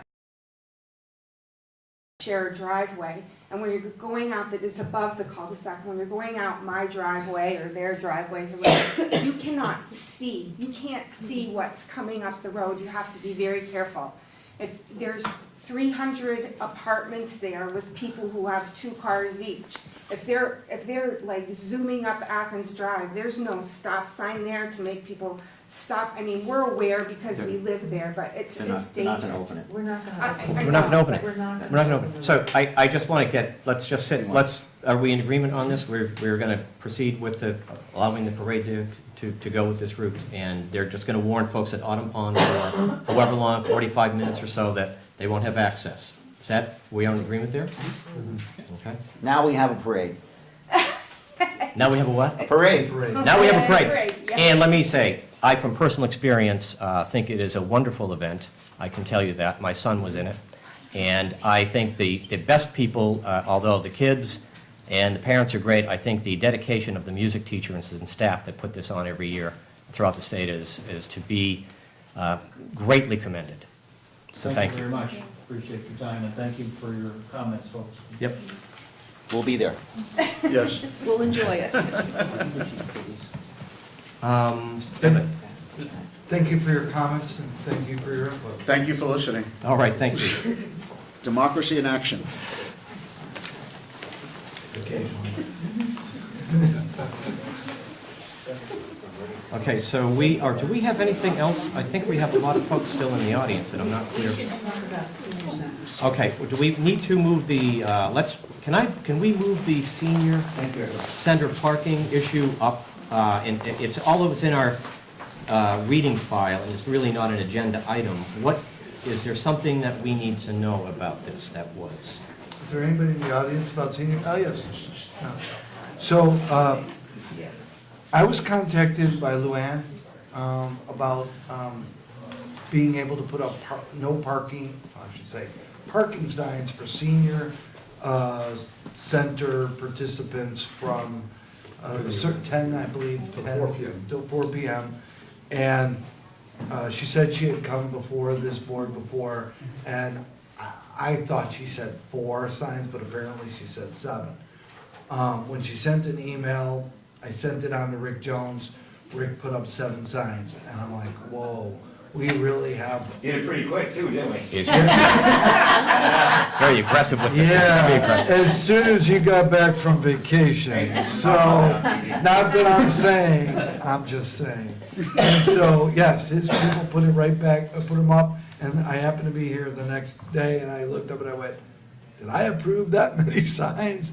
That's gonna be a problem with all the parking problems we have in and around, like you just heard.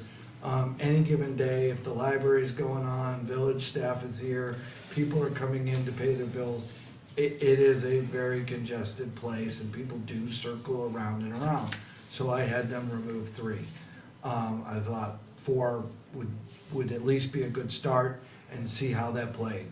I was met today, ma'am, I forgot your first name. Connie. Connie, sorry, I remembered your last name, Miss Marshall.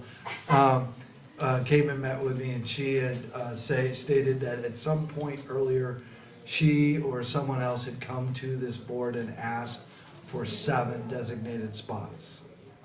It was not I that came Oh. before the board. It was stated by the trustees that they would allow 7 spaces for senior parking during the week. I'm kind of not blanking out on I remember the conversation, I don't remember how many we said, but I mean, I think we generally agree that there should be reserved senior parking, but I don't recall talking about 7 spots. that's a lot for, like you said. That would be the whole row, I mean, that.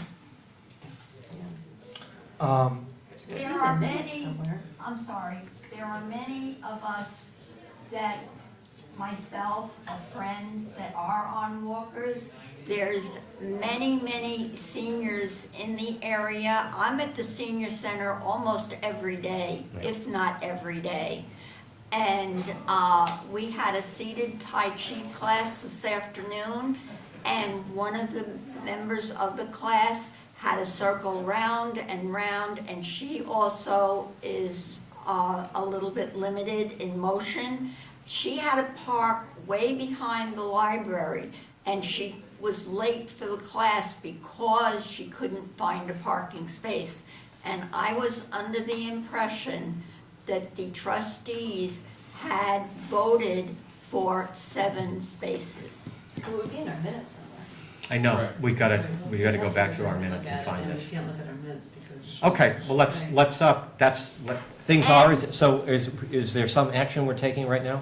And actually, I was one of the people that as soon as those 7 signs went up, I wrote an appreciation note. I was so Thank you. happy to see those signs go up. And then the next day, after mailing the note, I come and 3 of the signs. We just wanted to know, we just wanted to know. And see, Connie, you wrote it too quickly. I guess I did, so. So do you because want- I wouldn't have written it. Would you like your letter back? Yes. No, don't take it back yet, you don't have to take it back yet, let's talk about this. Here's what, maybe a Yes, go ahead. suggestion. Obviously, we keep the 4 spaces up. Unbeknownst to the fire chief, we were meeting today, and he has asked if he can have the senior van parking space moved.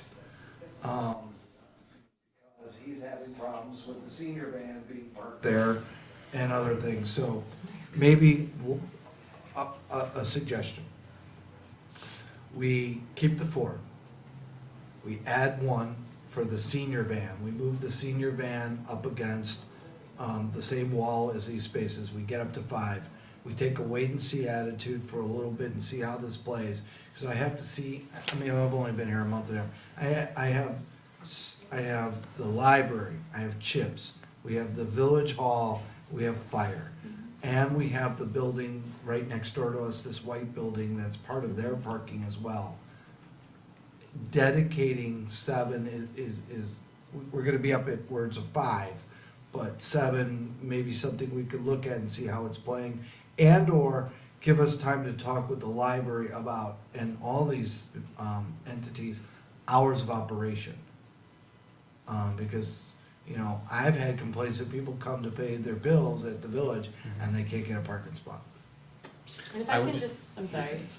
I don't really Go ahead. make I would just caution, George, I would just caution against moving the senior bus parking too soon, in the sense of, it's already there now, so that way when the senior bus parks, people can get off quickly, have access to an ADA sidewalk. Yeah. Moving it somewhere where they might not have quick access to the ADA sidewalk, there is, We'll have to there is take an a look active, at that, yeah. there is an active project within the Good capital point. project about Yeah, good how to point. do that better. Can I say something? I'm one of the senior van drivers. Yep, please. The only problem is if I need a lift, which a lot of the users of the senior van use, to get on and off the lift, you can't have cars parked beside them because They need a space. you need to get the lift down. Yeah, So you need a clearance. But does the van need to be parked there or dropped off there? Needs to be close. Well, generally speaking, it's only there delivering and picking up people. But, you know, if, like, today at bingo, there was 7 people with all sorts of walking abilities. It takes a while to, you know, Okay. to load So- them up. So you need a space where Yes. where there's no parking, Yes, no zero parking. yes. But you know you can go there. Yep. Yeah, okay. Can I just add 2 things? One, there's also a business in the lot here Which that. business is that? Oh, you mean the one at often, the other side of the lot? the one at the other side of the lot that oftentimes doesn't have space for their tenants. And so just keep that in mind. I mean, we've Yeah. talked about putting up signs, but we don't want to because we know there's a problem, we want traffic flow. But if signs start going up, Right. please keep that in mind, that we may And- have to do that as well. And, I apologize. Go ahead, Evan, jump in. I've talked to Robin, you know, he's talked to the bank about certain usage of their Right. lots, et cetera. But I'm not going to expect the seniors to cross. No. You know, I'm just saying, you know, but we want to be able to find some solutions of where certain, you know, opportunities are available. I do agree, and I've seen it just recently, because I parked near your, you know, that business over there, and Yeah, and it's. and I can only imagine It is in the what it is, summer, but it's gonna get. It's gonna get a lot worse. worse. But, and if I could just, one more comment, and staff's probably gonna hate me for this, but can we have the village and the library staff park in Handy's lot? I mean, so are they parked in this parking lot too during the day? Most of them park in the back by the library, yeah. Yeah. Just a thought. It's a thought, not a lot of, let's, you know, how about, yeah, go ahead, Dan. No, I hear what Lori's saying, I agree. Bert Dabowski was speaking earlier, it would have been nice, maybe if we had mentioned that to him, that, I know Dave Nelson, who runs McGillicuddy's, I might check with him, but see if their staff could move and park further away as. Do they park here usually- too? Yes. I'm not sure where they park, They do. but the other issue spanning all the parking issues in this village is enforcement.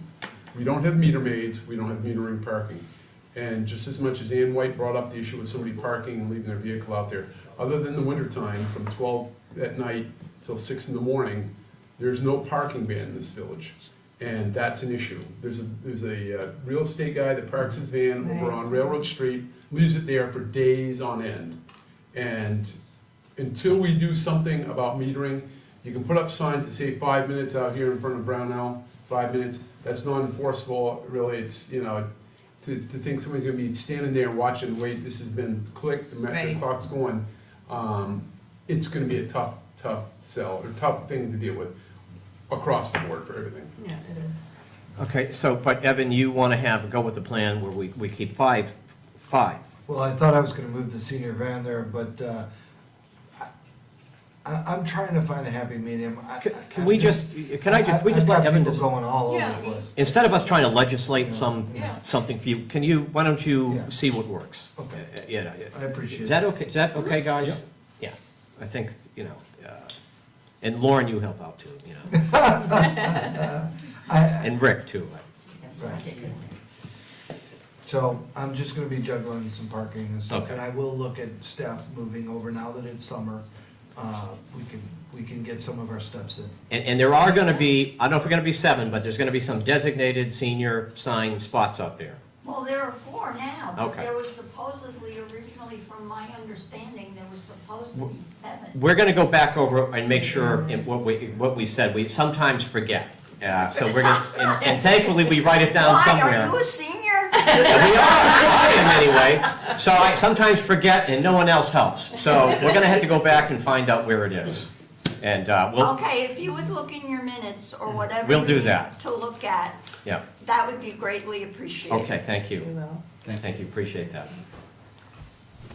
So, what are we on to next? Trustee manager's report.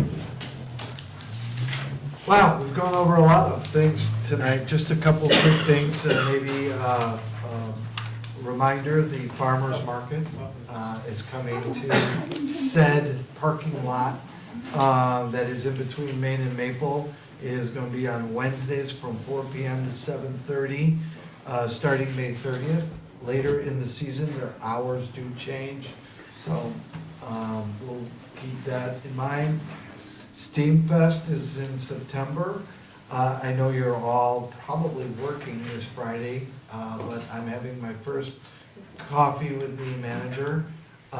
It's kind of just an attempt to, you know, realize a lot of people, other than tonight, a lot of people, excuse me, don't come to public meetings in general, tonight notwithstanding. Seems like we hit all the high notes of parking. That was a year's worth, right? Yeah, that was a Yeah, year's well, worth. And so, understanding that people probably don't wanna come to public meetings.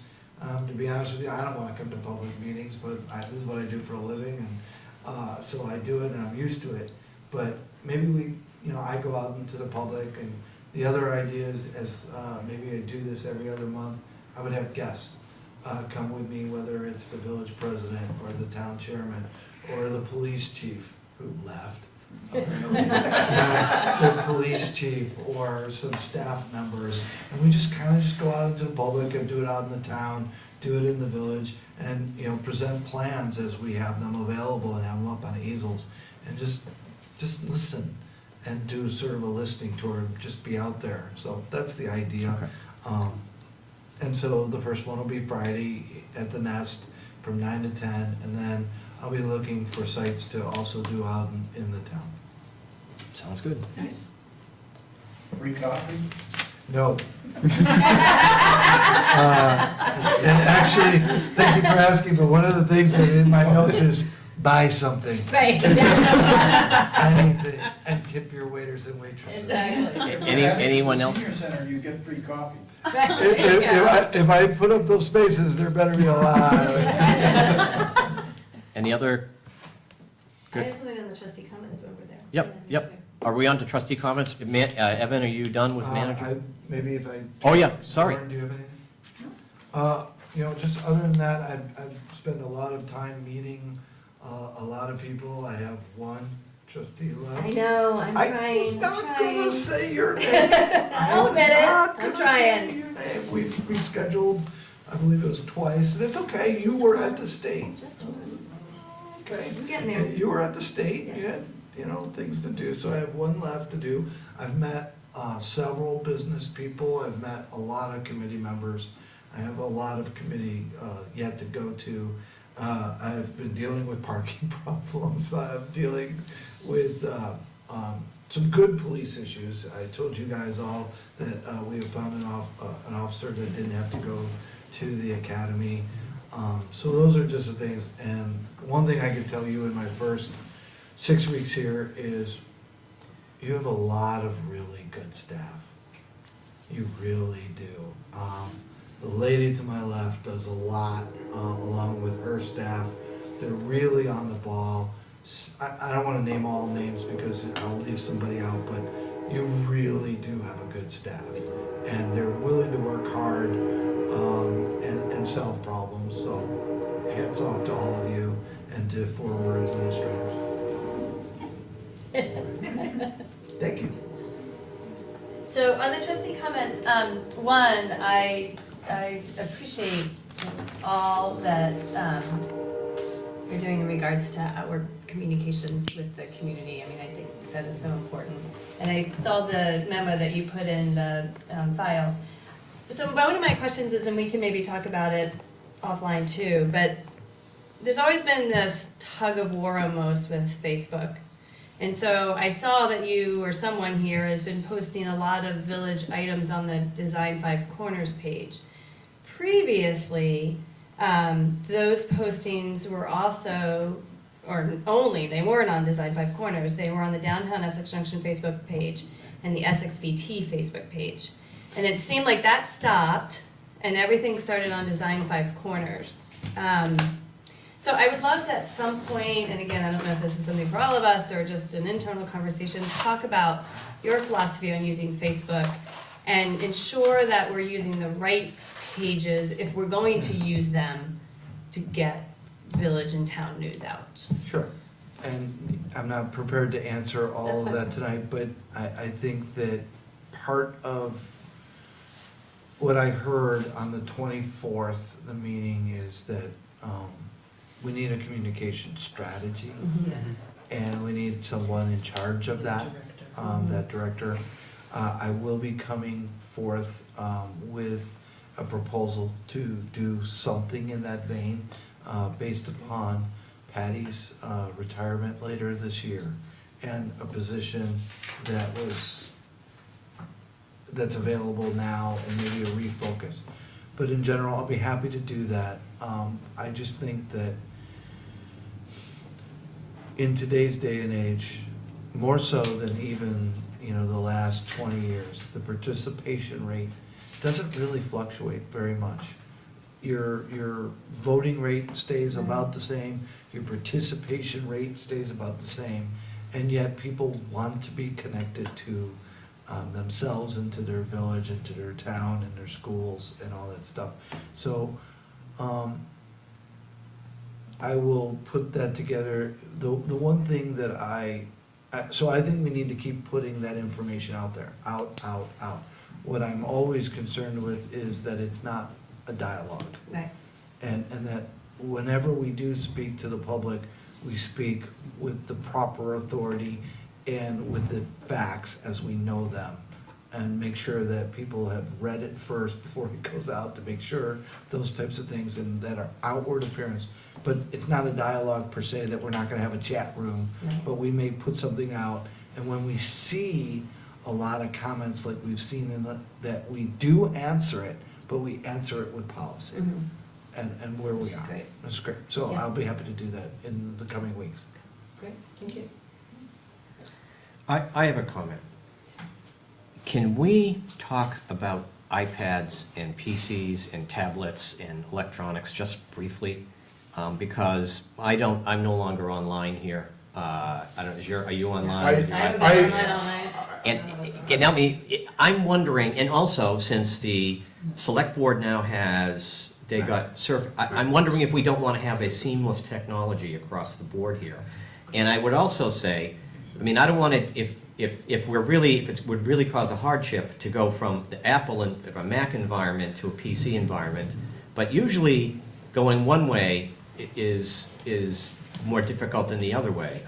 If we had PCs right now, we could just be casting to that. We wouldn't need all the complicated fancy cables over there. It seems like this should not be as complicated as it always is for us to have pads and, you know what I'm saying? Just turning this thing on, and sometimes it works and we don't know why, and can we, go ahead. I mentioned it to you a week or so Yeah. about this whole thing that you're bringing up. An issue I've had since we've had these pads is they don't have a keyboard. And to stand there and peck away on a screen.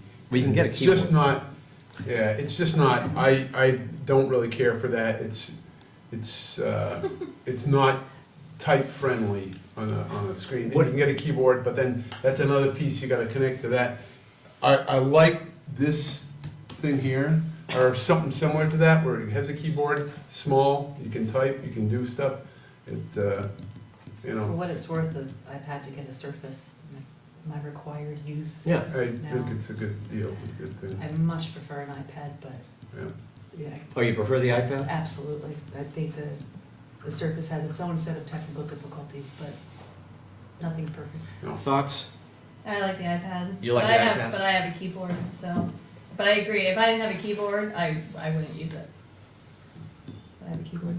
I don't care what device it is, as long as it works and connects to the internet when I need it to. So this It's not paper. particular, Right. we've had a change in technology over here in the last couple of weeks, and that's what this is about. It didn't quite get there. So I gotta assume that the next time we meet, it will be better. Or some people are gonna. So, in this particular case, you know, All right, just- okay, all right. Yeah, as a matter of fact, we're somewhat shocked because we were over here I was yesterday. here for like hours yesterday trying to get it to work, and it worked.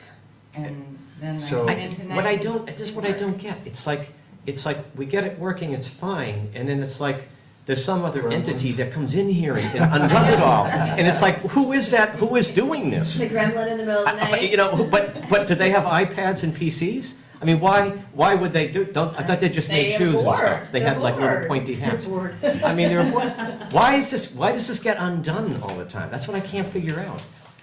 Well, now that the town and the village have passed our budgets, which will have a new IT position that we're sharing, maybe one of the things that this new person can do is to fix this stuff. He did, and that's what happened. I mean, I'm not I blaming thought him. Lauren was here fixing it. I didn't But know Lauren, No, they Lauren- fixed it, and then we were trying to get it to work. Okay, it seems like there's just an enormous amount of brain power that goes into this over and over again, and we Martin can't quite get is, it. so Rob is on vacation, so Ah. Martin was here, Hmm. and it was working at some point. Apparently, there is some little gremlin or something, so we will be in here tomorrow, figuring that out, but I apologize, but. This is the first time yeah, ever. no. It is the Not- first not time we had haven't that. had it. So I Yeah. actually had So, to get but- onto but- the Essex chips to get to the internet. But, when you guys have IT issues, not just in this room, if you have any needs, like a keyboard or something like that, just ask. I'll get it.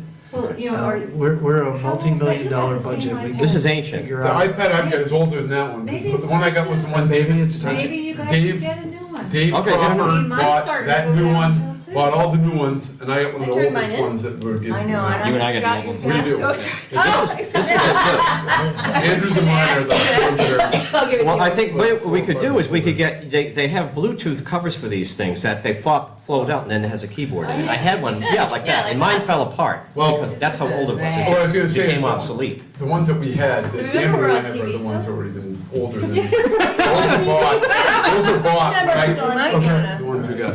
Okay. So, may I make another, George, as Go ahead. much as I'm critical of PC products, doing it on a single platform saves staff time. All right. Because we're doing Dropbox and I annotate here, and in the village town, they're doing Google Docs. Mhm. Right. Oh, And interesting. And I it's- use Google Docs on my personal stuff on my own Right, computer. so it would be consistent across the board, procedure-wise as Right. well, if everyone had the same device. That's what I'm saying, is that since we're having some issues now. Do we or have at to least- give these back?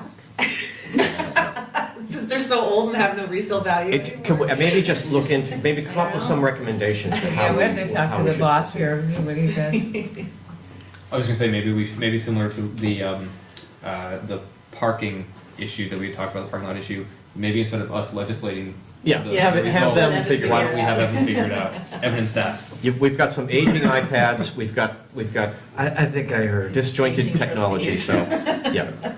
That's the key, aging trustees. It is. Hey. It's not the technology. Okay, so are we, yeah, go Not done ahead. yet. I thought that it would be nice to start a new tradition, and I would like to report to all of you some of the work that the select board did last week. Okay, It's a great idea. And then next week, when I come to the select board, I will report to them what we did tonight.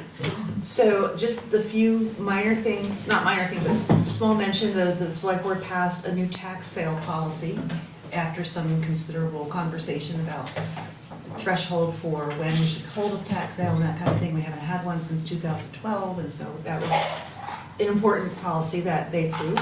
I learned that the town has a safety manual, that Travis is in the process of updating, and after I asked, we don't have a safety manual. And so, talking to Evan about it, we're gonna have a safety manual for village employees, just like town employees.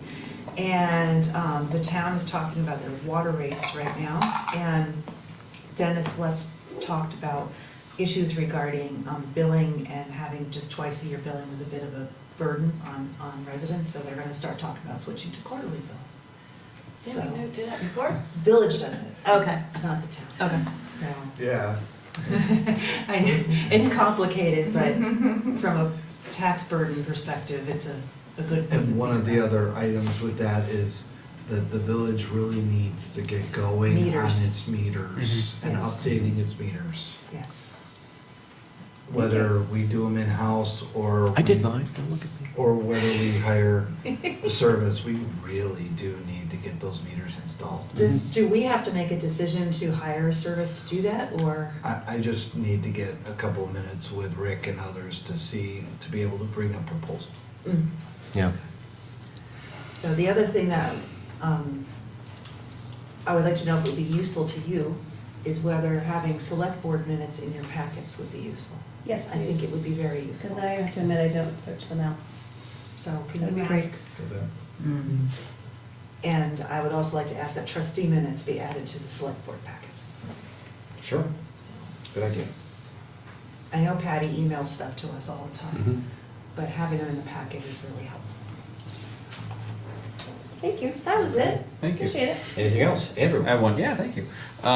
So today I spent a little bit of time over at the high school, just to have fun, and, Wasn't a special What day if or you anything. won? yeah, You think you won? it'll be a close battle. I think I want to know if I won. Elaine might have beat me this year. But while I was there, it was quite apparent that I haven't been to high school in a while, the parking is terrible.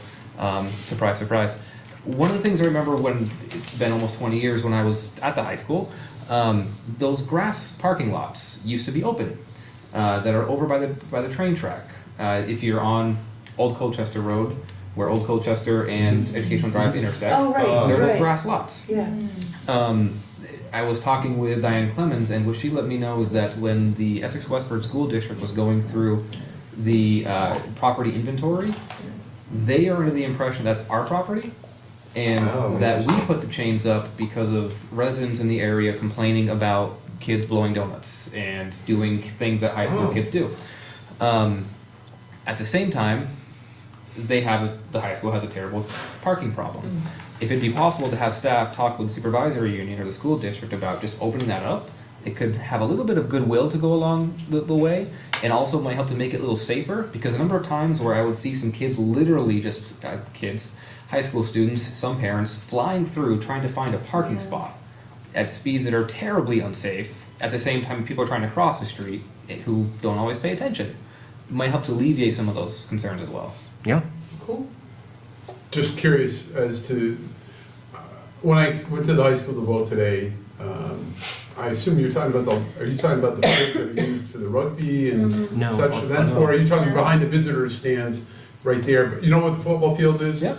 And the visitor stands behind there? You're talking those? No, I'm talking about, so you've got Old Colchester Old Road, Colchester you've got Educational Drive. Correct. There are those grass fields that are there that have those big stones. Right, isn't Yeah. that Yeah, where Budgie yeah, and right, that does their right. practices? When you go out, Yeah. the high school Yeah. onto Old Colchester Road, Right. and you Yeah, take a he passes out right. there. If you don't go Right. into the village, you take a right. Right. As soon as you go up there, Right, there's you a start. grass, On the left. on the left-hand side. Right, You're that's what talking I'm to- saying, that's talking where they about the play. same place. That's where they- That is where the That's where they rugby play? field, today, when I came into the high school today, that is where these kids Yeah. were playing an organized game of rugby or whatever in the practice Close to fields. the road. Brad, Well, Brad on Rogers village used property. those. Yeah, I was I've gonna seen say, it, they they're used by. utilize that, they do. So they're on But village it- property, they're on village property. I School, know I what don't property know, I don't know. It just seems safe to be playing. But in that close that's to the where they were. That's what- Evan, I'll look into it. look Thank into you. it. Thank you, Evan. Okay. But we need to actually discuss the consent agenda at length here, so, no, I'm just kidding. I'll move you for the consent agenda. Second. Any further discussion? All in favor? Aye. I'll move we adjourn. Second. Any further discussion? All in favor? Aye. Okay, we are adjourned. Thank you. Thank you. Thanks, guys. So, about the, Ann, you were on the planning commission, I think, with the applicant.